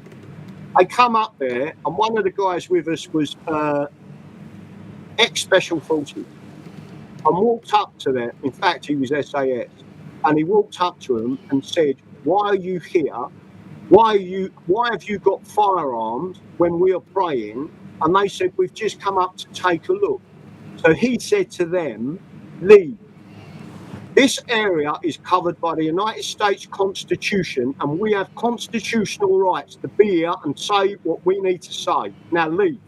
And they left because they knew that that was covered by the American Constitution, and they left. Right? So people in America need to understand there is an enclave in England, Runnymede, just outside Windsor Castle, right, that is owned completely by the people of the United States of America. So can I come there and get 3 acres? You wouldn't get the 3 acres. But you was to go on there. I'll give you an example of what I did constitutionally. Well, I need to ask you a question before I lose this question, because it came from, I'm English, not British. It said to ask you, who's complicit in the regionalization of England? What happened when you void the Acts of Union 1707? What is the 134 Torture Act? Oh, right. So there's a number of parts to that. So if you void the Acts of Union, you take England, Scotland, Wales, and Northern Ireland, in effect, actually, Scotland, Wales, and England back to being a brotherhood of nations and not controlled by a British Parliament. So you go back to an English Parliament, you would then go back to counties. What people don't know is that the United States of America was built on an exact model of England. Right, so the United Independent States, our shires and counties were independent, right? To a large degree, they're still covered by the Constitution, but you could do what you wanted as long as you didn't cross the line with the Constitution. It's the same as America. The next question was, I think, who can be made responsible, I believe, or who were these people? The answer is the British, the European Union. They was never allowed to create what's known as the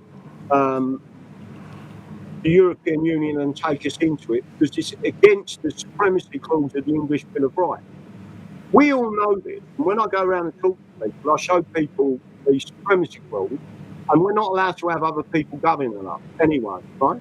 But the next part of that was about the rape and torture gangs. They're not grooming gangs. That's nonsense. They're rape and torture gangs, mainly carried out by Mohammedans. And the major point is that if the state has acquiesced, omitted, acted, or consented in any way to white English girls being raped all over the country in the last 50 years, and you can show evidence of that, they can be prosecuted by the Criminal Justice Act 1988, Section 134, torture. They are the 4 key elements to it, and on indictment and then being found guilty by a jury, it is a mandatory all-life sentence. Because that was part of the UNCAT, which is the United Nations Convention Against Torture, universal jurisdiction was agreed between British and, for example, America. And if the British do not prosecute it, those prosecutions can be brought in, for example, Texas, with agreement with the Attorney General, United States Attorney General, and the Texas Governor. Them cases can be brought in Texas. They can be found guilty by a Texas jury once they've been shown the evidence. And if the British do not extradite them people and send them out to America, you can send in a team and extract them, and they will serve their sentence in America. And by the way, for any Americans out there thinking to themselves, we don't want to pay for your criminals, I agree. What you would then do is get the Crown to pay for that imprisonment. Okay, so that they have the ability to torture you. Yeah. Is basically, and they have the right to torture you. No, they have no right to torture us. The problem is... But they've created statutes that allow them to justify the torture of the people in their community. So what they've done in particularly in England, and it is mainly English white working class that have been raped all over the country. I mean, one again, it come out in the inquiry today. One 11-year-old girl was raped by over 600 men. And by the way, this was her father telling the story, right, at the inquiry. And the British authorities, the police, the social services, and all of the people involved on behalf of the British state and regime were the people that covered it all up, right? So those people will never allow themselves to be prosecuted. Right. So there is an external mechanism known as universal jurisdiction that the British signed up to, where we could prosecute them people in the United States of America. That's what I'm saying. But again, if people think that we haven't stood up in the past, I mean, I've been on marches when I was 16 years old. The British are not listening to us. Yeah, I don't think so. I mean, I'm just going to give you my thoughts based on being away. One, there's a lot of people like you that are saying these things that I've been following for years. There's also other people like Katie Hopkins that, you know, talk about semantics and will talk about these issues and come to the United States and speak about them. And she'll do it in pubs and places around England as well. She's been ostracized. But there isn't a lot of cohesion amongst leadership in your thought pattern, like what you think about, that I see. And I say that because my friend just said that he came to visit you and they went to visit someone else, and there's not a whole lot of times that people are together and you're having these thoughtful conversations collectively, which shows unity. And I think one of the biggest issues that, and again, I'm going to steal the text that I just got from Arthur, so I'm sorry, Arthur, I'm going to quote you here. He said that the unity amongst the people is because there's no unity amongst the leadership. So there's no ability for them to have cohesion around an idea or a principle that gets passed, maybe doing a protest, that allows for them to protect each other, because there are no rules for people to know how to act or interact or to stand up for each other, right? So everyone's very independent in England, right? It's very independent. It's like herding cats. Yeah, so I'm, you know, the psychological part of being strong and being smart, and the English are also very smart people. You're keen on things going on around you. You can see it. You might not say anything about it because, frankly, if you say something, you're liable to get thrown in jail for it, right? And they prove it over and over again. But in order to get to a place where you have cohesion, you have to have cohesion in leadership, right? So you have to have people that are willing to stand together. So, and Arthur's just said, he said, listen, I'm stealing your text, Art, so I want to have you on so we can maybe have a conversation. He says that the people don't really know where to go. They know what the law is, they know what needs to be done, but there isn't a lot of courage that is exuding that say, okay, here's our rules of engagement. Yeah. And you have many soldiers that got out of service, that left service, that are very disenfranchised right now, right? So you've just mentioned Katie Hopkins, right? Mm-hmm. She's alien to me. She regards herself as British. These people have been so badly indoctrinated, and a lot of the veterans now, and I know many of them, for certain reasons, that are being prosecuted by the British for operating in Northern Ireland, Iraq, and Afghanistan, right? And some of them are special forces. They're being prosecuted by the British, and yet they still say, well, the ones I talk to don't, but they still say they're British. And I've said, listen, you need to snap out of this indoctrination. It's like, just to let me finish this part of what I was trying to explain about Stalin. People don't realise that the Soviet Union was disbanded by a stroke of a pen in 1991. Russia went back to being Russia. It never died. The spirit of the people are rising again, not in a bad way, in a positive way, and in Christ. That is what they're doing. They're showing the world that they still are Christians, and They are a nation, a natural group of people together, a tribe, right? What I'm trying to say to you is 20% of the old Soviet Union, through indoctrination of their mind, still refer to themselves as Soviets. Right. Because of the indoctrination of the mind. It is completely evil, right? And that's what they've done to these people in England, Scotland, Wales, and Northern Ireland. But when I speak to people and walk up and say, what nationality are you, British or English? The majority of people, especially outside of London, say, I'm English. Right. When we go back to that 2011 census, British were a minority, and half of them are foreigners. And when I talk about foreigners, you mentioned someone you know who's an Indian who's been here for 4 generations, right? The English put a clause together in something called the Acts of Settlement 1701.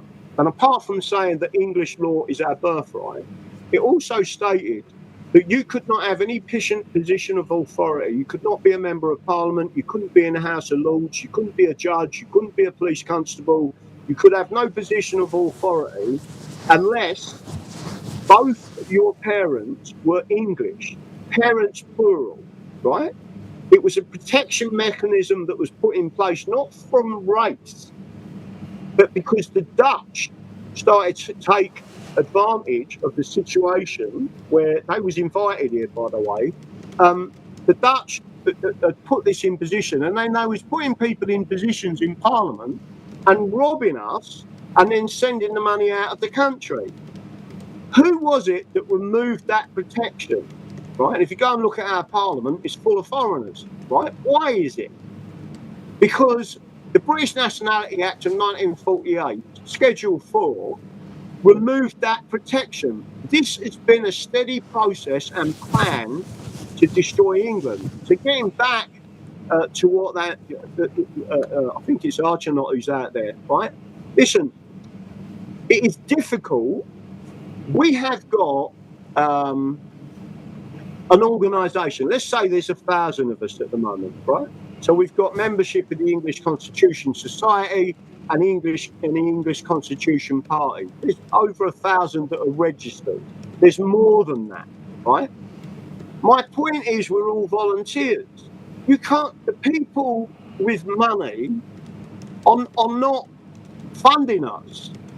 It's almost, even though we are a Christian group, we are English, right? I've got no issue with the Scots. In fact, most people who know the history know that Scotland has always fought against the Union, the political Union. By the way, the UK is not a country, it's a unitary state. Even the law books tell you that, right? But they've been indoctrinated to believe that the UK is a country. Right. And Britain is an island. It's a bit like Haiti and Dominion Republic. Yeah, but I mean, but Graham, hold on a second. Let me just look. In 5 years of getting my ass kicked in politics in the United States, I got a PhD in basically getting smacked around by everybody, left, right. Everyone hates me. 7,000 articles they wrote about me. They try to do harm to me. I have to carry a gun everywhere I go. You guys can't have them, but I certainly can, and I do carry one everywhere I go, right? And I got another special one just in case, right? So I have to carry a weapon everywhere I go because people like me. They want to kiss me with whatever they're carrying. So here's what I've learned. I've learned that the most unlikely relationships, the most unlikely unions, like Katie Hopkins, I'm going to reach out to her tonight. I'm going to say, you need to watch this podcast, right? These are the podcasts I live for, by the way. This has been awesome for me, right? But I'm going to tell her, you need to get with Graham, and you guys need to figure it out, right? The founding fathers in the United States hated each other. Matter of fact, they loathed each other so much that sitting in the same room became a chore. And if you want to talk about Thomas Jefferson and the fights and William Henry, people that nobody talks about, right? They despised each other. You want to know why? Because they were strong. Yeah. They died broke and destitute. They were ostracized in the very country that they created. Yep. 100%, because they couldn't get along, right? And it led to the Civil War. Because they built factions in different states and then they couldn't get along because they all had a different vision of what the outcome was. I'm telling you right now, like I am a man that is deeply entrenched in my faith. I'm a very flawed man, but I have spent the last 17 years of my life serving, right? And this is no different. If you can stand together with people like Katie Hopkins and have conversations, humbly have conversations, you will solve England's problems. Right? Joe, let me just make sure I express this to your audience as well. When I was 24 years old, I died. I was in a coma and I died.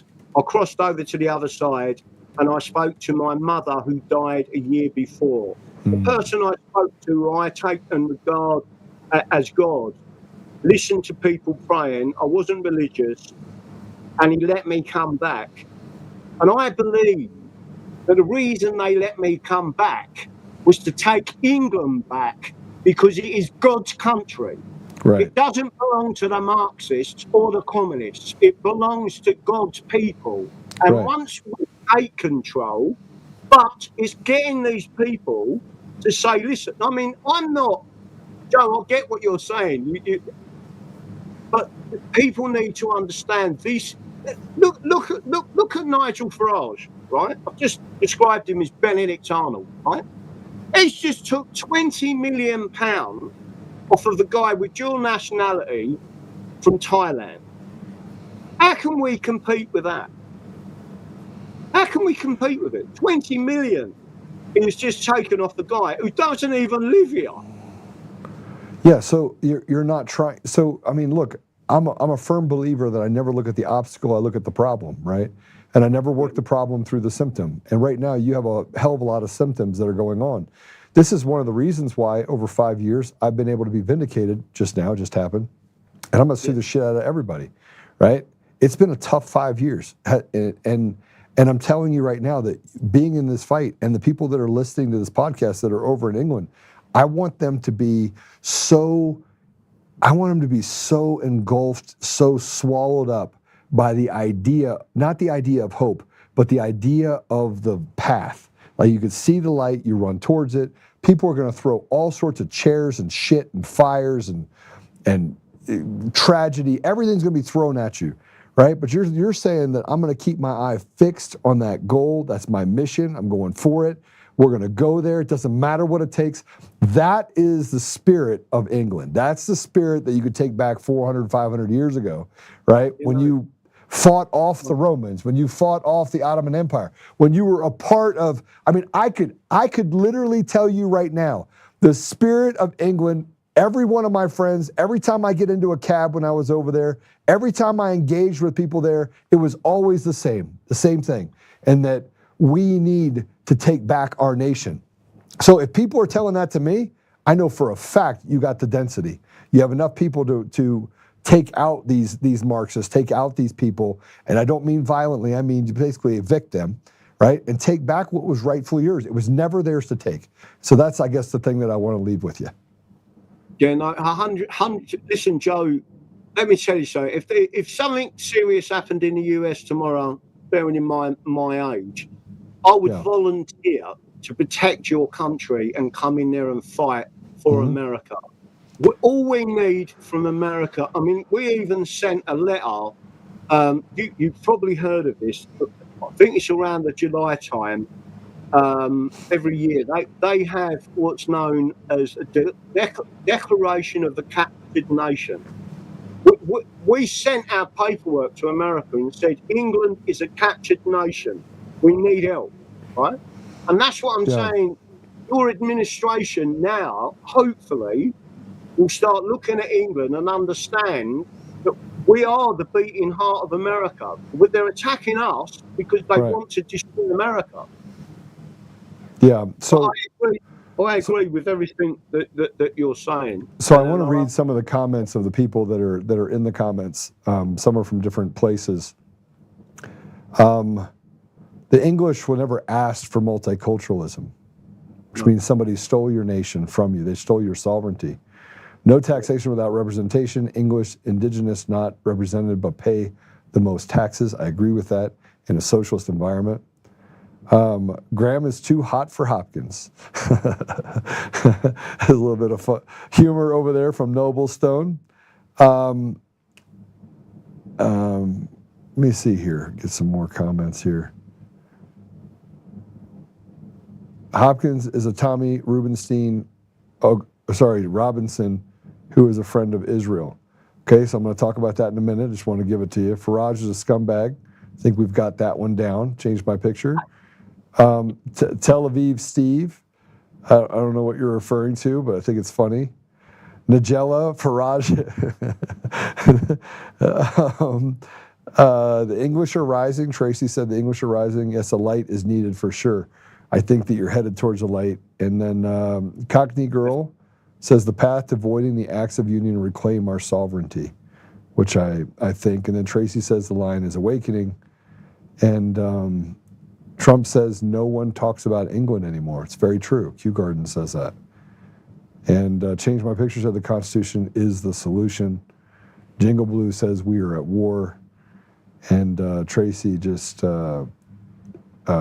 said, or Merlin said, where we go one, we go all. I think that's the spirit of it, right? Is that we have to embrace that. I agree entirely. And again, we are building this movement.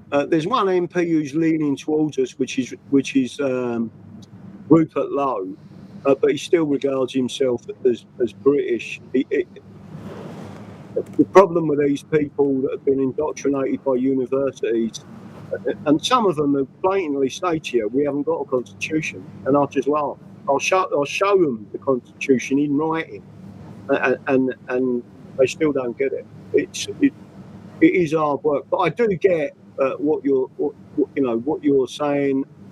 All I can tell the American audience and the English audience watching this is I will never surrender. I will never, ever surrender my rights as an Englishman or my country as an Englishman.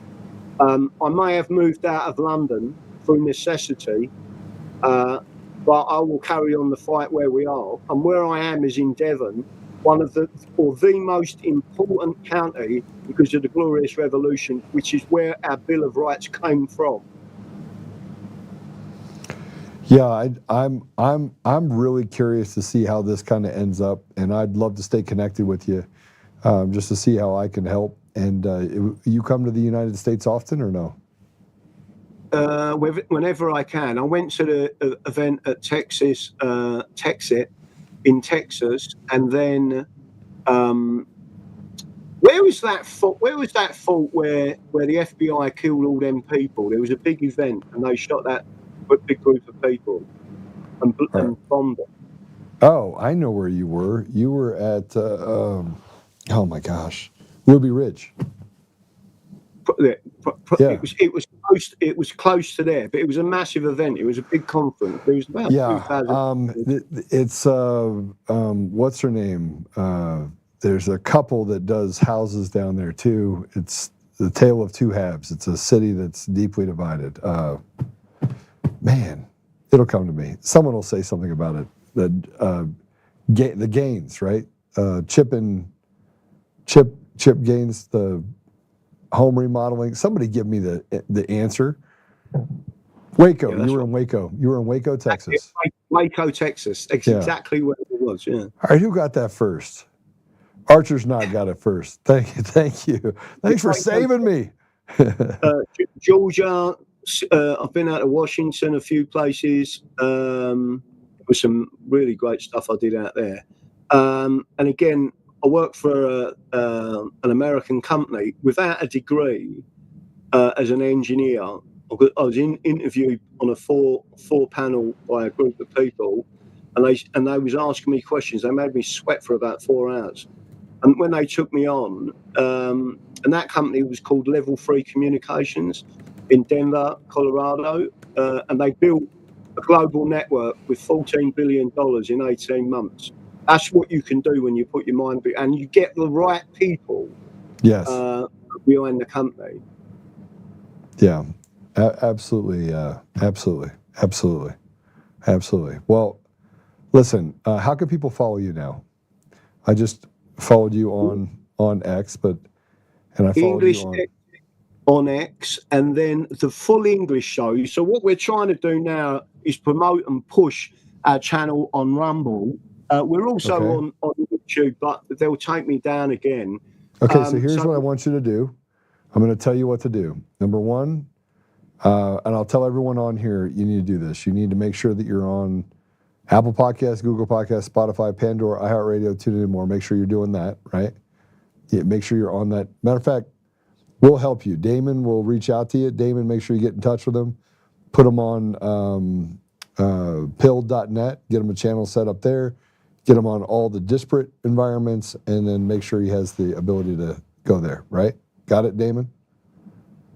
Okay, Damon's going to reach out to you and get you on all the disparate channels that are basically the underground channels here, and you'll get tens of thousands of more views per episode that you do on those environments as well. And people, they just share it everywhere. It's like a big thing. Yeah. Very Okay, good. so Thank you. where else can some people I'm sorry, I interrupt you. Where else can they follow you currently? On Rumble. On Rumble, the full English show it's called. And again, I'm live every night at 3 p.m. Eastern time for the American audience, which is 8 p.m. UK time. All right. Well, I'll be watching you. And just so you What was know, Tommy Robinson. I'm sorry? You was going to ask me a question about Tommy Robinson. He's an interesting character. Yeah, no, somebody said that in the comments, something about Tommy Robinson. Okay. Yeah, and they said that you don't have to, that he would love to get back to you, but you're too busy giving time to England and everyone else. He deserves a trip to the States again soon. So, and I said, maybe I'll just come to England. Well, either one. I mean, one person we have been pushing to try and get a podcast with is Tucker Carlson, but the reason is because he will sit there and he's like you. He gets it, right, and he understands that there is a problem. He said on a number of occasions, he's talked about Christian nationalism. He's also talked about the Protestants being oppressed and suppressed yet again. And again, we just I will need put to, you in touch with Tucker Carlson. How's that?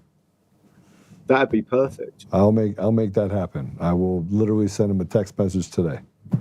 So Yeah, no, we think he's fantastic. he is fantastic. He's not only fantastic, he's on a whole new level. Like, he's just a good man.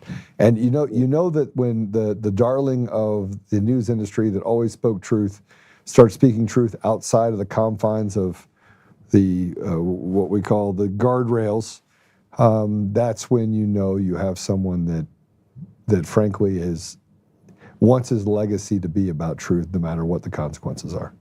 That's Tucker Carlson. Yeah, no, I agree. Yeah. I completely agree, and I can tell they are genuine people. They are genuine Christians. Tucker Carlson is, yourself, Tommy, who, and I'm not talking about Tommy Robinson, that put us in touch. These are all lovely people. We are like cousins. And we need to start acting to make sure we support each other. Like I said, I would go to America and defend America tomorrow. I don't want American boots on the ground because I don't want any American lives lost to the British. You've already been through that once. All I want is the administration to say, I'll tell you what, give them their guns back, or we put a 200% tariff on the British, and we will solve our own problem.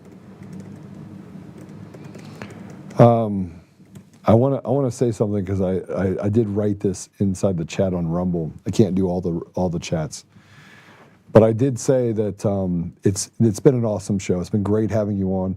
This is probably, I have my favorites. This is probably my favorite. But but I said some things that that I think is important, and what I want everybody to know, and that is, but God. It is super important that you remember those two words, but God. In the U.S., for the last 5 years, we've been fighting the same thing you're fighting there. We have these 4 things that we tell people they must do, and it's biblical: pray, stand, speak, and act. And you know, I usher it back to Judges 7, which is the Gideon 300. You don't need a lot. You just need them to be courageous. You need people to want to stand for what is right, regardless of the consequences. And so we tell people to pray, to stand, to speak, and to act, and then always come back to prayer so that you never become the very thing that you're fighting against. Because in that void, it's very easy to get back to a place of vengeance or anger. I agree. And that's where the word forgive. But forgive does not mean no retribution or no accountability. It means once that accountability has taken place, whatever the result of that accountability, you accept it, you forgive, and you move on. Yeah, absolutely. Graham, thanks for showing up. Thanks for being here. God bless you, and I look forward to having you on again. God bless you. Thank you, and it will be a pleasure to be back on. Thank you. Take care. You know, this has probably been my favorite show. I say that, and I'm thinking about all the other shows that I had, and it gave me an opportunity. I keep telling people I'm a walking encyclopedia of worthless information. And a couple of days ago, I was talking about silver markets and everything else because I read about that. And but understanding the history of England has always been kind of a soft spot, because I think history is always written by the victors, and we never really get to hear from those people that really lived that life, right? So it was a completely amazing show. It was a blessing to have all of you on. Normally I'd go into a bunch of other things, and I think I have some stuff that I really should cover, but we have something that I need to address. I had friends that are in from Australia, and they're a friend of a friend. And we were at the hockey game last night where the Red Wings beat the Avalanche. I was pretty upset about that. And my friend Ryan Schuling, who has a show on iHeart, a pretty popular show on the radio, and he interviewed me, and I sent him some tickets, and he came there in his Red Wings thing, which was really disturbing for me. Just kidding, Ryan. It was okay. Although, if you would have lost, it would have been nice to see you walk out in the walk of shame. But I talked to them about what's happening in Australia, and it's the same story. Now, most people most people don't have the history that I have. In other words, you haven't been to 60 nations, 65 nations. I've been to 65. You haven't been down to the South American countries and been able to sit with leaders, kings, president, prime ministers, and people that are leaders in their own right, in their own country, in their own sovereign environment. And I've had that ability. I've had the things that I've been able to do. And when we talked to Graham, I had an understanding of where Graham was coming from, because I remember back with the National Prayer Breakfast, you have Tony Blair, and this is back in 2007 and 2008, 2009, 2010, 2011, 2012. And what was fascinating about those conversations and the conversations I had with other people is that if I look back now, I could actually see what was happening in our country. Like, I could see it. Like, I could see that we were setting the stage for some very nefarious people to do really bad things. I remember the conversations as if it was yesterday, which is weird because I didn't give it a second thought about those conversations. But now, as we see what's happening in the UK and we see what's happening in Scotland, and if you haven't been paying attention to Conor McGregor, he's on fire. He's on fire to bring a new national voice back to the people of his nation, right? Nation state, part of this UK, this group of nations. And it's ready, it's ripe. in the United States, we're ready and we're ripe, and we recognize the criminals and we recognize the institutional rot. But when I talked to my friend last night from Australia, everyone recognized it. They recognized that the UK ran the same game of we're taking away your guns for your own good, keep you safe. But it didn't keep them safe. What it did is it took them from 7,000 rapes to over 70,000 rapes. And in the middle of that, you weren't allowed to face your accuser. Same thing happened in Australia. Same thing happened with the COVID vaccine in Australia, where they tried to do forced vaccinations. And then they saw this massive wave of people rising up and said, oh, maybe it's not time. But see, the damage has already been done. The people in England are no happier, the English are no happier than we are in the United States if you can see it. And most people in the United States don't want to see it, they just want to live. They want to do that thing that Daniel Pearl did, right? And that is, I just want one more breath, I'll say whatever you want me to say. I just want one more TV commercial, I just want one more of this. I just want to have all my conveniences. But it's just not enough anymore. And so, I equate what's happening in the UK with what we're doing in the United States. We're making huge sacrifices. And I'll bring it back to the fight that President Trump is in right now inside of Washington. The government is at war with itself. And it's the haves fighting the have-nots inside of its own rankings while having to recognize that the haves are the haves. So it's eating itself. And everywhere you look, whether you look at the Epstein files, I got more out of the Epstein files related to people who say they're on our side. The Steve Bannon's having conversations with the Jeffrey Epsteins. I personally am disgusted by some of the things I saw he did. He's not talking about it. He's not talking about it. I don't see any connection to President Trump at all. None. And you could say, well, there's stuff in there for it. No, there's not. There's things that people said that were found to be uncredible that created a idea, and we can't even authenticate any of that. Well, there are things we can authenticate, messages we can authenticate. And they lead us back to the same people that want to lead us and want to tell us that they're fighting for us while they stand in the way of progress and become obstructionists, like Todd Blanche. Todd Blanche that works underneath Pam Bondi. Todd Blanche that fired Ed Martin. Well, I have an article I want to read to you really quick as I kind of make this kind of switch over into this specifically. I said before we brought on Graham, that Ed Martin was one of the truly good guys. He's one of the guys that believed in doing the right thing. He's a very big man of faith, always has been. I could say the same thing about the director Bailey that went into the FBI, another really good man who left the position in order to come into the FBI to clean it up. But put this article up. Ed Martin was fired. Todd Blanche did not notify the White House he removed Ed Martin from Weaponization Group, even though Trump personally hired Martin for the job. This is criminal. Monday, the Gateway pundit Christina Leala reported the Deputy Attorney General Todd Blanche fired Ed Martin as chief of the Justice Department's Weaponization Working Group. This was the first reported by investigative reporter Paul Sperry.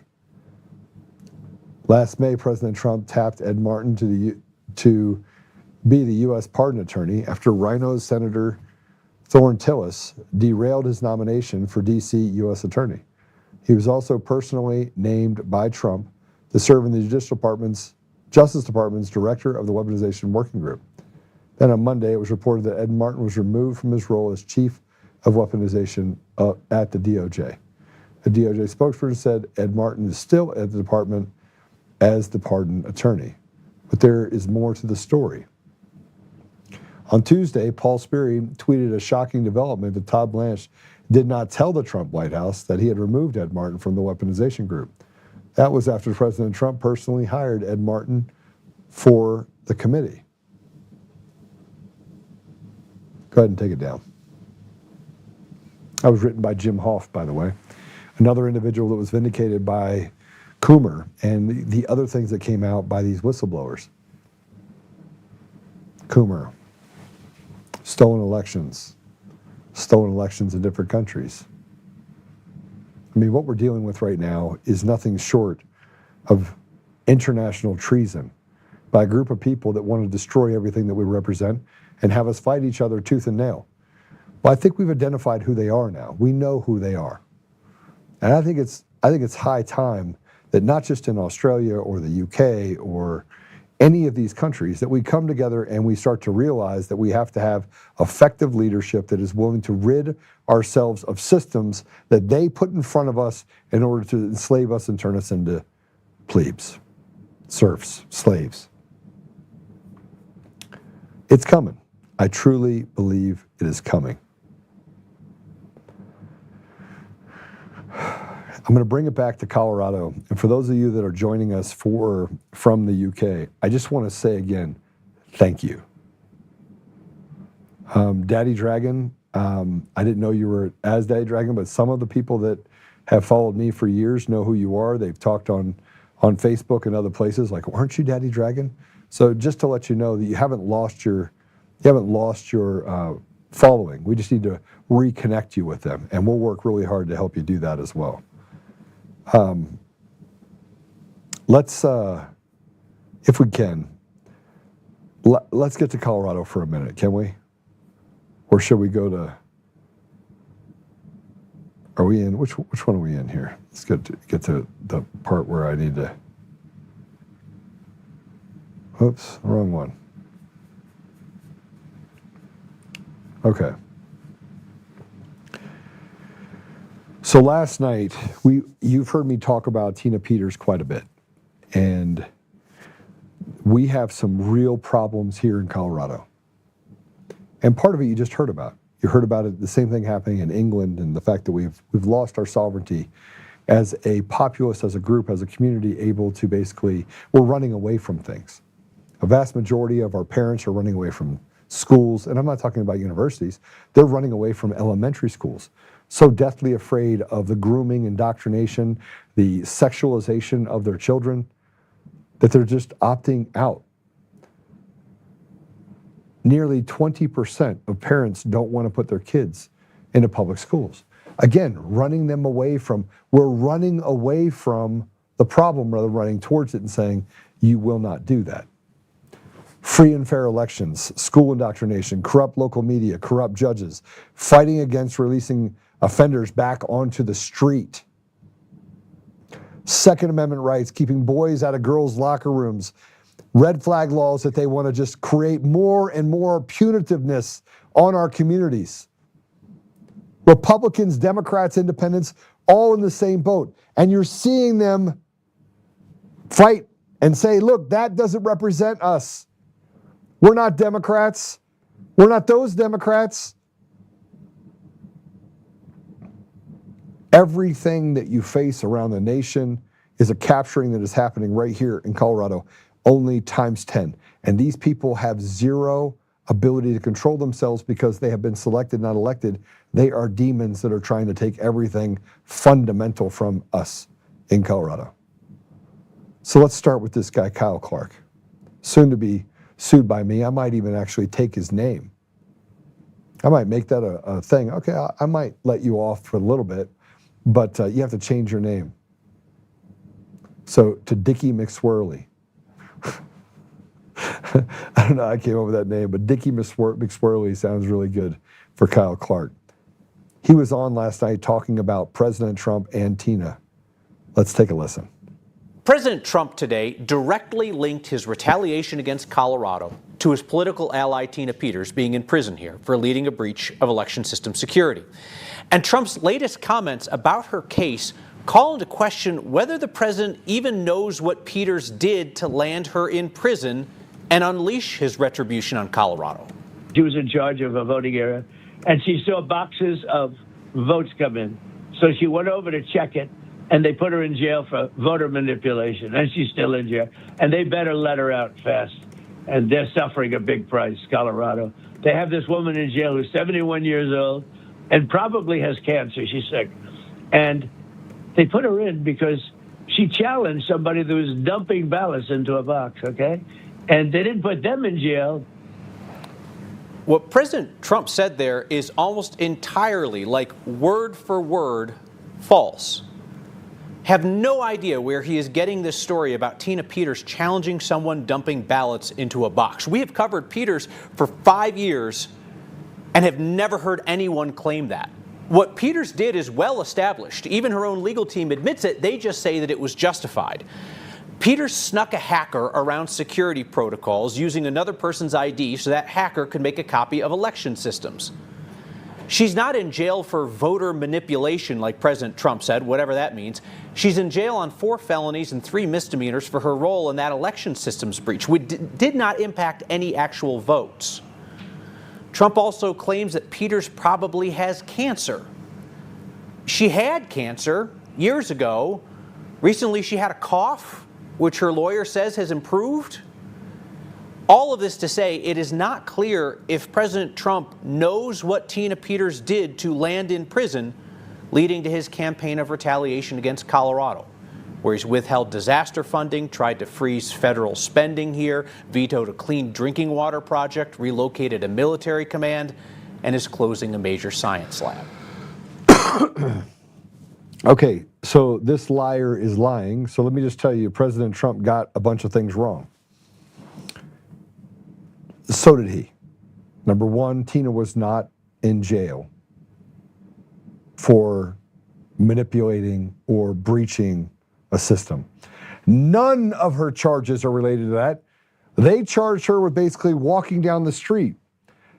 None of the charges were related to anything having to do with what she did in uncovering the election fraud. So Kyle Clark, he may have got it wrong, but you're just a liar because you said right up front, we've been talking about Tina Peters for 5 years. And here's another part. Conan Hayes is not a hacker. He's not a hacker at all. He's a computer programmer and a surfer who worked for the CIA. But you wouldn't say that either because you're nothing but a little Fed snitch. You're a piece of garbage. You're not a journalist. You're an Antifa freak that has done everything you can to, frankly, deceive and trick the people of Colorado. Nothing that you say is accurate. Nothing that you say is real. Nothing that you say is in any way indicative of what's really happening or has happened in Colorado. I don't even think you know what the truth is. You're a liar that has stood up for radical leftists that have destroyed everything that is good about this country. And I pray to God that when they come in to take over 9 News, that they throw you out on your head. You're a disease, and you're a part of the other disease that seems to have just taken over everything we have in the state of Colorado. You're a part of the swamp. You're a part of the cabal that stole the voice of people of Colorado and installed selected leadership at every level, and frankly, on the Democrat side and the Republican side. You're garbage. So I'll start with you. I'll start with you because frankly, man, you're like number 1 on the list. And since lawyers are calling me saying, Joe, I will represent you. I will represent you, and I've already made a list of all the people that we need to sue. You're at the top of the list, Kyle Clark. I pray I get to sit across the table with you in front of a jury and just put it all out there because you're a journalist, right? You had all the information, right? Yet you hid that information on Eric Coomer and you purposely lied in order to create a false front and to defame me over the last 5 years. You will pay for it. And 9 News, so will you. And Matt Doloff, you will pay for it too. Sooner or later, you're all going to pay for what you've done that is not a victimless crime to the people of Colorado and, frankly, the people that you've hurt, killed as a result of your just evil behavior. So that's all I have for you. And I want to talk about the other part, the water part, the water project that brought clean water. That's a lie, too. So let me tell you about this vetoing HR 131 in this water project. Let's put it out there for Kyle Antifa Clark, the liar that basically talks about President Trump doing all these things to Colorado. No, Colorado is basically the bottom part of the iceberg that the Titanic hit. The Arkansas Valley Conduit is it's an important project for water. Okay, this is from Adam Dorito. But it was the wrong. But HR 131 was the wrong vehicle to get it done. The bill would have locked taxpayers into an open-ended, over-budgeted federal commitment with weak accountability, shifting costs onto working families while rewarding years of mismanagement and delays. Supporting rural water access does not mean writing a blank check. It means demanding transparency, enforceable timelines, and responsible funding. Good intentions do not excuse bad governance. When Washington rushed massive infrastructure bills without guardrails, costs explode and communities are left waiting anyways. Vetoing HR 131 was not about denying water. It was about forcing a better solution that actually delivers water without bankrupting future generations. Rural Colorado deserves clean water, drinking water. They also deserve leaders who protect taxpayers and demand results. Leadership is saying no when a bill is flawed and when the issue is, even when the issue is not popular. We can do both, provide water and protect accountability. The bigger issue that I think in this, that I think we need to pay attention to, is that this water project did not actually provide safe water. And then let's do this. This is the other part. You know, I'm not going to talk about that bill. Yeah. I don't even know if I want to piss everybody off in the state of Colorado. Maybe, yeah, I will. So the Adams County GOP put up something that talks about the radical anti-gun agenda that they have, that nobody talked about, right? It wasn't even on the agenda. In a move that feels more like targeted harassment campaign than a safety initiative, Democrats has pushed Senate Bill 26004 through its first committee. The extreme expansion of the red flag laws provide once again that if you own a gun in Colorado, the radical majority wants you to feel like a criminal in your own community. By weaponizing institutional petitioners, they are turning schools and hospitals into state-sanctioned informants, essentially telling gun owners they're seeking a checkup or an education comes with the risk of losing their constitutional rights. Again, running people away from education, running people away from Colorado. The irony is staggering. While we're told police shouldn't enforce immigration laws because it might make people afraid to seek help, yet Democrats are doing exactly the opposite of Colorado citizens. The bill creates a massive chilling effect on mental health. If gun owners know that behavioral health co-responders or the hospital administrator can file a petition behind their back, they will simply stop seeking care. Instead of helping people, this bill drives them into the shadows, making everyone less safe just to score political points against the Second Amendment. It makes people a slave. This isn't about perfecting the law, it's about making Colorado a hostile environment for law-abiding gun owners. We correctly warn that these orders are ripe for retribution and abuse and stripping citizens of their property and rights without a single crime being committed or a fair hearing being held. This bill heads to the Senate floor. One thing is clear. Current leadership is more interested in confiscation and control than actual common sense solutions. I say we're headed to war because they're making it that way. And here's a new bill, by the way. It's very clear in the Constitution. It says the Second Amendment shall not be infringed, that gun rights are enumerated in the Constitution. But there's a bill called SB 2643, a bill to criminalize private sales of firearm barrels, is now in the Colorado Senate. The bill was introduced by Tom Sullivan, Representative Meg Froelich, and Representative Kyle Brown. It was actually put on by a guy named, what's his name again? Bloomberg. So you have people in other states that are coming here to Colorado and doing everything they can to destroy everything that this great state represents. Let me tell you about having to serialize barrels. You can't put a barrel together by itself without a lower. So what you're doing is creating more liability and more burden for the people of Colorado because you hate the people of Colorado, because you were selected, never elected. You're a bunch of dweebs, weak people that have done everything you can to destroy this country and to destroy the state. One by one, you've done it. You have Jared Polis, the fat gay dude that, frankly, running away from any sort of accountability that over the last 7 years has made this place very unsafe. And it's not about him being gay. It's about the fact that he's disgusting. He's a deviant. And then you put on top of that the other two that roll out this cartel, the Phil Weasel Weiser, the AG, who frankly has committed crimes and was a part of a $15 million bribery scheme that involved the Colorado Supreme Court, the AUSA, and multiple attorneys and judges inside of the Colorado District Office in Denver, Colorado. Then you have Jenna Griswold, who sent out 30,000 ballots to illegals and then posted the passwords to the system publicly on the Secretary of State's website, the same thing that they said that Tina Peters did. You have criminals that are running the state of Colorado, and you have criminals inside the legislature. It is a captured state. So if I had anything to say to President Trump about it, I'd say, here's what I really want you to do. I want you to throw them all out. I want you to make it so abundantly clear that our election systems have been fraudulent for so long, we now have proved over 70 countries, and that our intelligence community was a part of it.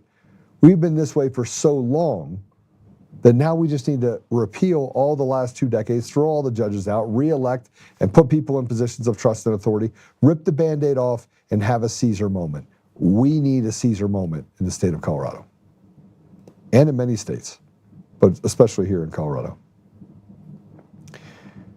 When we talk about all of this stuff, I'm going to play something for you that I think is important. These are teachers in Colorado. And I want you to listen to these teachers. And I said this yesterday on a 30-minute video that I did that I placed everywhere.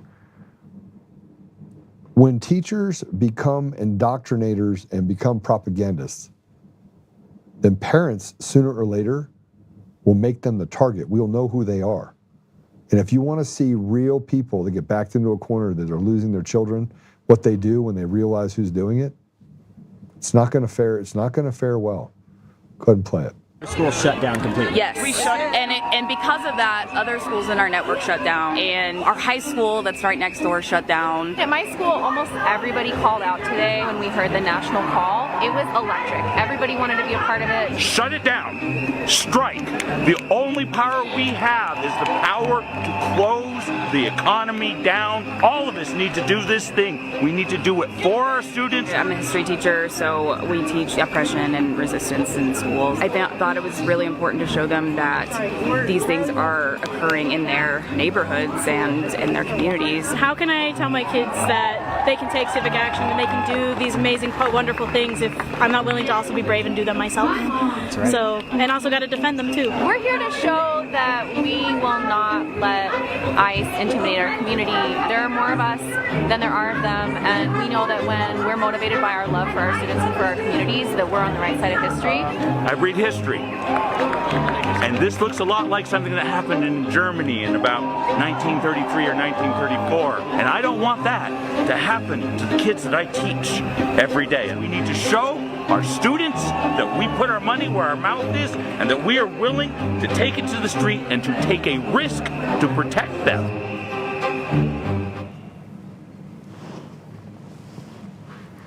When the devil tells you who he is, believe him. These are teachers that said that they have to show them that they're willing to take it to the street and take a risk to protect them. Let me just tell you what the irony is of those statements. ICE wants to arrest criminal, illegal aliens in the state of Colorado and Michigan, California, every state. These are people that have committed crimes, some of them against students, just like the students that they have rallied on the street. Kids are impressionable. So you put radical ideologues on the street. You have them teach, as she said, teach them about social justice and how to fight. Notice that they don't talk anything about the most fundamental things that a student needs in order to be successful in life. How about math, science, civics, the Constitution? I had a conversation with a couple students a couple days ago, and I said, what's the 14th Amendment? And they're like, we don't know. I said, what's the 4th Amendment? They're like, yeah, I don't know. I said, what's the First Amendment? And they said, freedom of speech. I said, what else? They didn't know. They were 16, 16, and 18 years old. There's 3 of them. So you had an 18-year-old and 2 16-year-olds that grew up in suburbia that did really well. I mean, they were in a red part of the state. But here's the problem. Nothing's red anymore. See, through the Department of Education, they have had radicals slowly boil the school system and create mechanisms, density, by student unions, teachers unions, by all of these different mechanisms that they have in order to put messages in front of our children that are near the edges of not just ridiculous, but evil. It's not about truth. It's about what they can do to destroy everything that is good about our nation. And you could see that the teachers all did it with a smile. That's what we face. That's what we face. So when you have to ask yourself why we're in the position we're in, it's not hard to see. Yesterday, I also talked about a guy on the streets.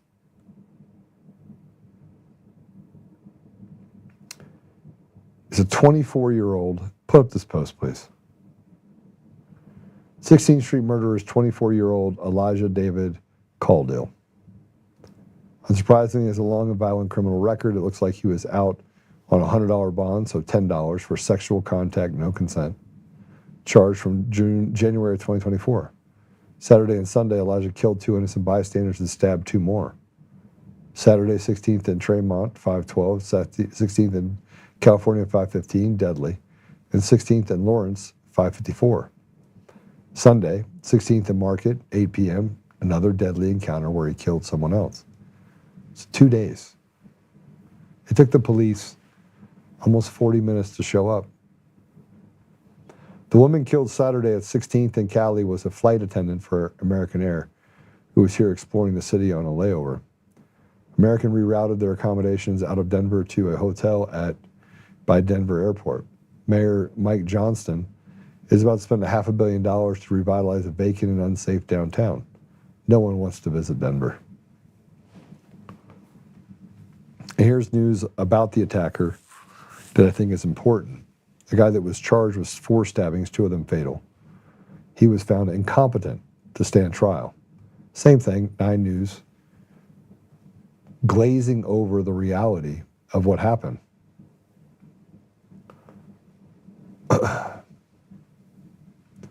The man accused of stabbing people to death goes through the same thing of who he is.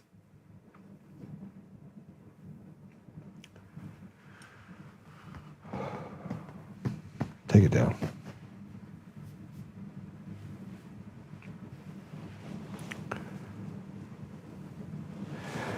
I'm going to show you something else really quick. This is, I think, probably the most disturbing because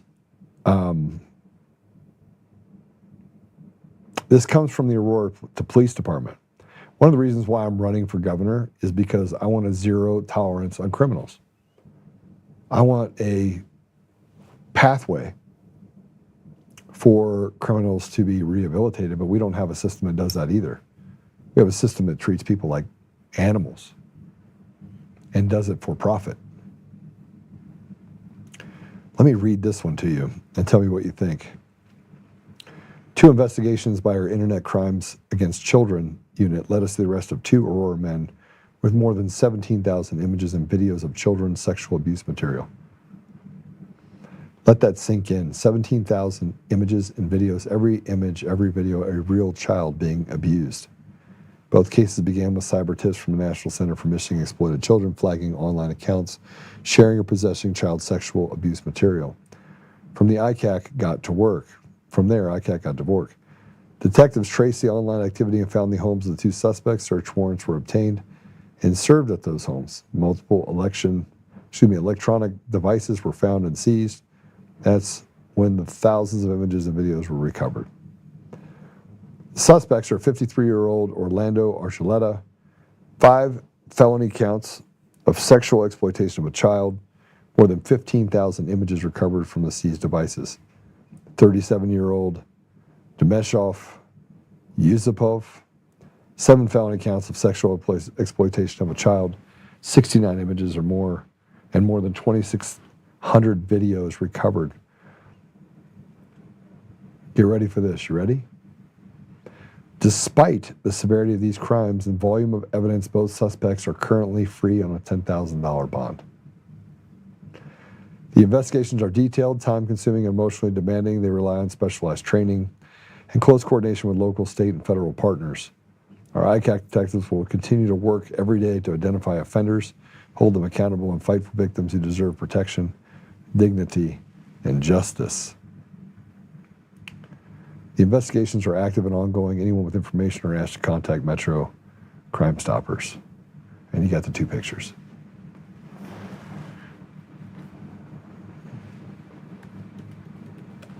All right, I'm going to pray it out.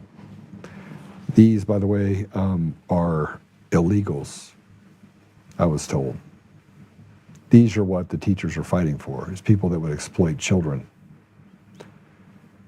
You have people that would exploit children, and a governor that allows it to happen because he's a deviant, and you have an AG that wants to put people like Tina Peters in jail and built an entire elaborate scheme and conspired with others to put a 70-year-old Gold Star mom in prison for 9 years, and made sure that the tentacles of not just the Democrats and the Republicans, this uniparty, the haves, were able to destroy families, hurt people, allow people to get murdered on the streets, all because they want to let criminals come out and victimize people.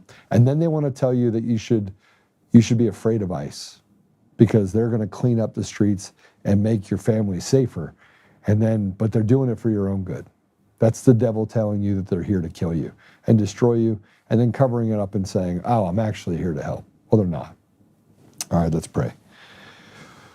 Whew, Father God, we know that we face just a lot of stuff. We have a lot of things going on, and we are grateful for the beautiful things that you have in our lives. We're grateful for the relationships that we have. We're grateful for the conversations we're able to have with people like Graham and the people online that contributed to this amazing podcast. Father, we're grateful for being able to be born at a time such as this, to be able to see these issues that we face and to be conduits for the success of restoration, restore you to our community and to our country. Father, please help us that we may maintain our courage and commitment, that we may be okay with whatever sacrifices are necessary in order to have that restoration occur. And help us, Father, that we may maintain and make sure that we stay focused on the truth no matter where it takes us. We're grateful, Father, for our leaders. I ask you to please be with President Trump and the others that are in leadership. Help them to push further in so that we can have a bold and courageous stand against this evil that has consumed our communities, consumed our country, consumed the world. Father, I just ask a special blessing over England and the people there, that they may be free from the bondage that they are put in. Father, I just ask you to give us the wisdom to be able to fight through this, and the tenacity to build whatever is needed to be built and whatever relationships need to be put together in order to give us an ability to see through all of this evil and get to a conclusion that eliminates that evil from our grip. Father, I ask these things humbly in Jesus' name. Amen. All right, I'll see you guys later. Have a great day. It's so nice to see you guys from England, from across the pond. You should have blocked your daughter's name off that X post. What? I didn't have anything on for my daughter. I don't know what you're talking about, Jeff. Send me a text. Anyway, God bless you all. It's good to see you. Susan, always good to see you. For those of you that are over there, you can follow me at Joe Oltmann, JoeOltmann, or follow Joe Untamed. That's the same one over there on X as well. I get a little spicy, so if you're wanting someone that's not going to be spicy, that's not me. I'm a fighter. I'm a warrior. Show up every day. I want to bring you truth, and frankly, I'm not going to sugarcoat it. So if you're looking for that, I can't help you. But if you're looking for truth, I'll give it to you. I'm also on Facebook if you want to go there. Again, same of the same. You can just find me over there. But I look forward to having that conversation again with Graham. In the meantime, be good, stand together, build a fraternity, and put on the full armor of God. God bless you.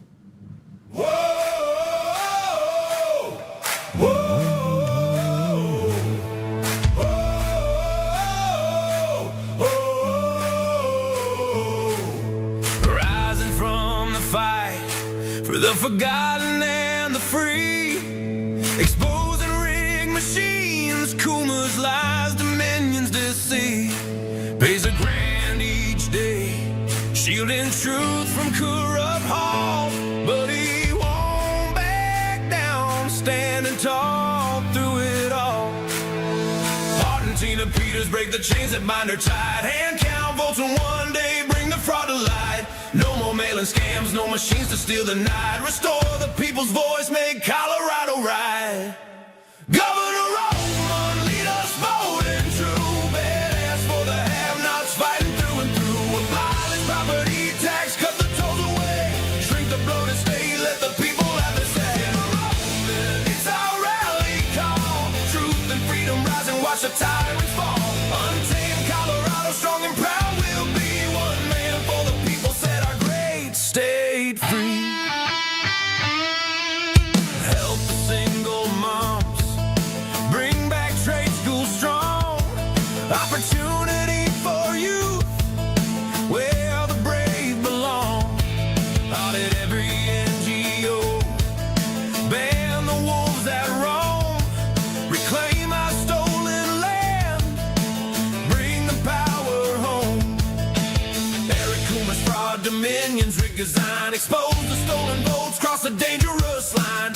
No more victimhood, no chains on you and me. He's running for governor for real liberty. Smash the fraud machine, pardon heroes jailed for the have-nots. Rising truth will never fail. One warrior defies the corrupt elite. Colorado reborn, strong on our feet. Governor Roman, lead us bold and true, badass for the have-nots, fighting through and through. Abolish property tax, cut the tolls away, shrink the bloated state, let the people have the say. Governor Roman, it's our rally call, truth and freedom rise and watch the tyrants fall. Untamed Colorado, strong and proud, we'll be one man for the people, set our great state free.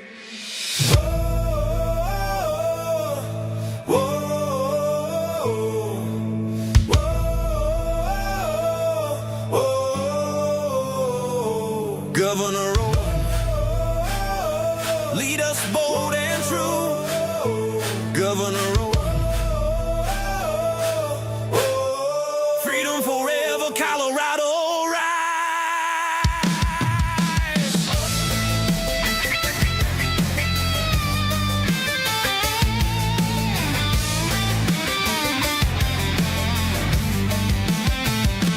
Governor Roman, Governor Roman, Governor Roman, Governor Roman, Governor Roman, Governor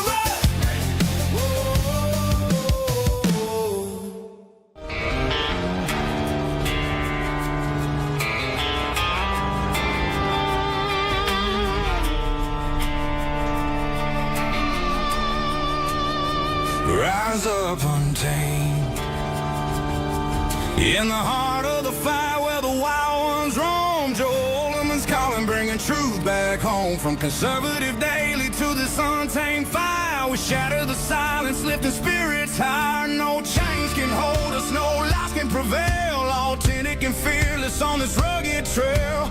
Patriots gather under stars and stripes. Untamed nation, igniting the nights. Untamed nation, let the truth roll out in this land of the free. Standing proud from sea to shining sea, we won't back down. Catch the fire, wear the crown. Untamed nation, it's our battle song, motivating hearts where the brave belong. Yeah, untamed and wild, forever strong. Play it again all night long.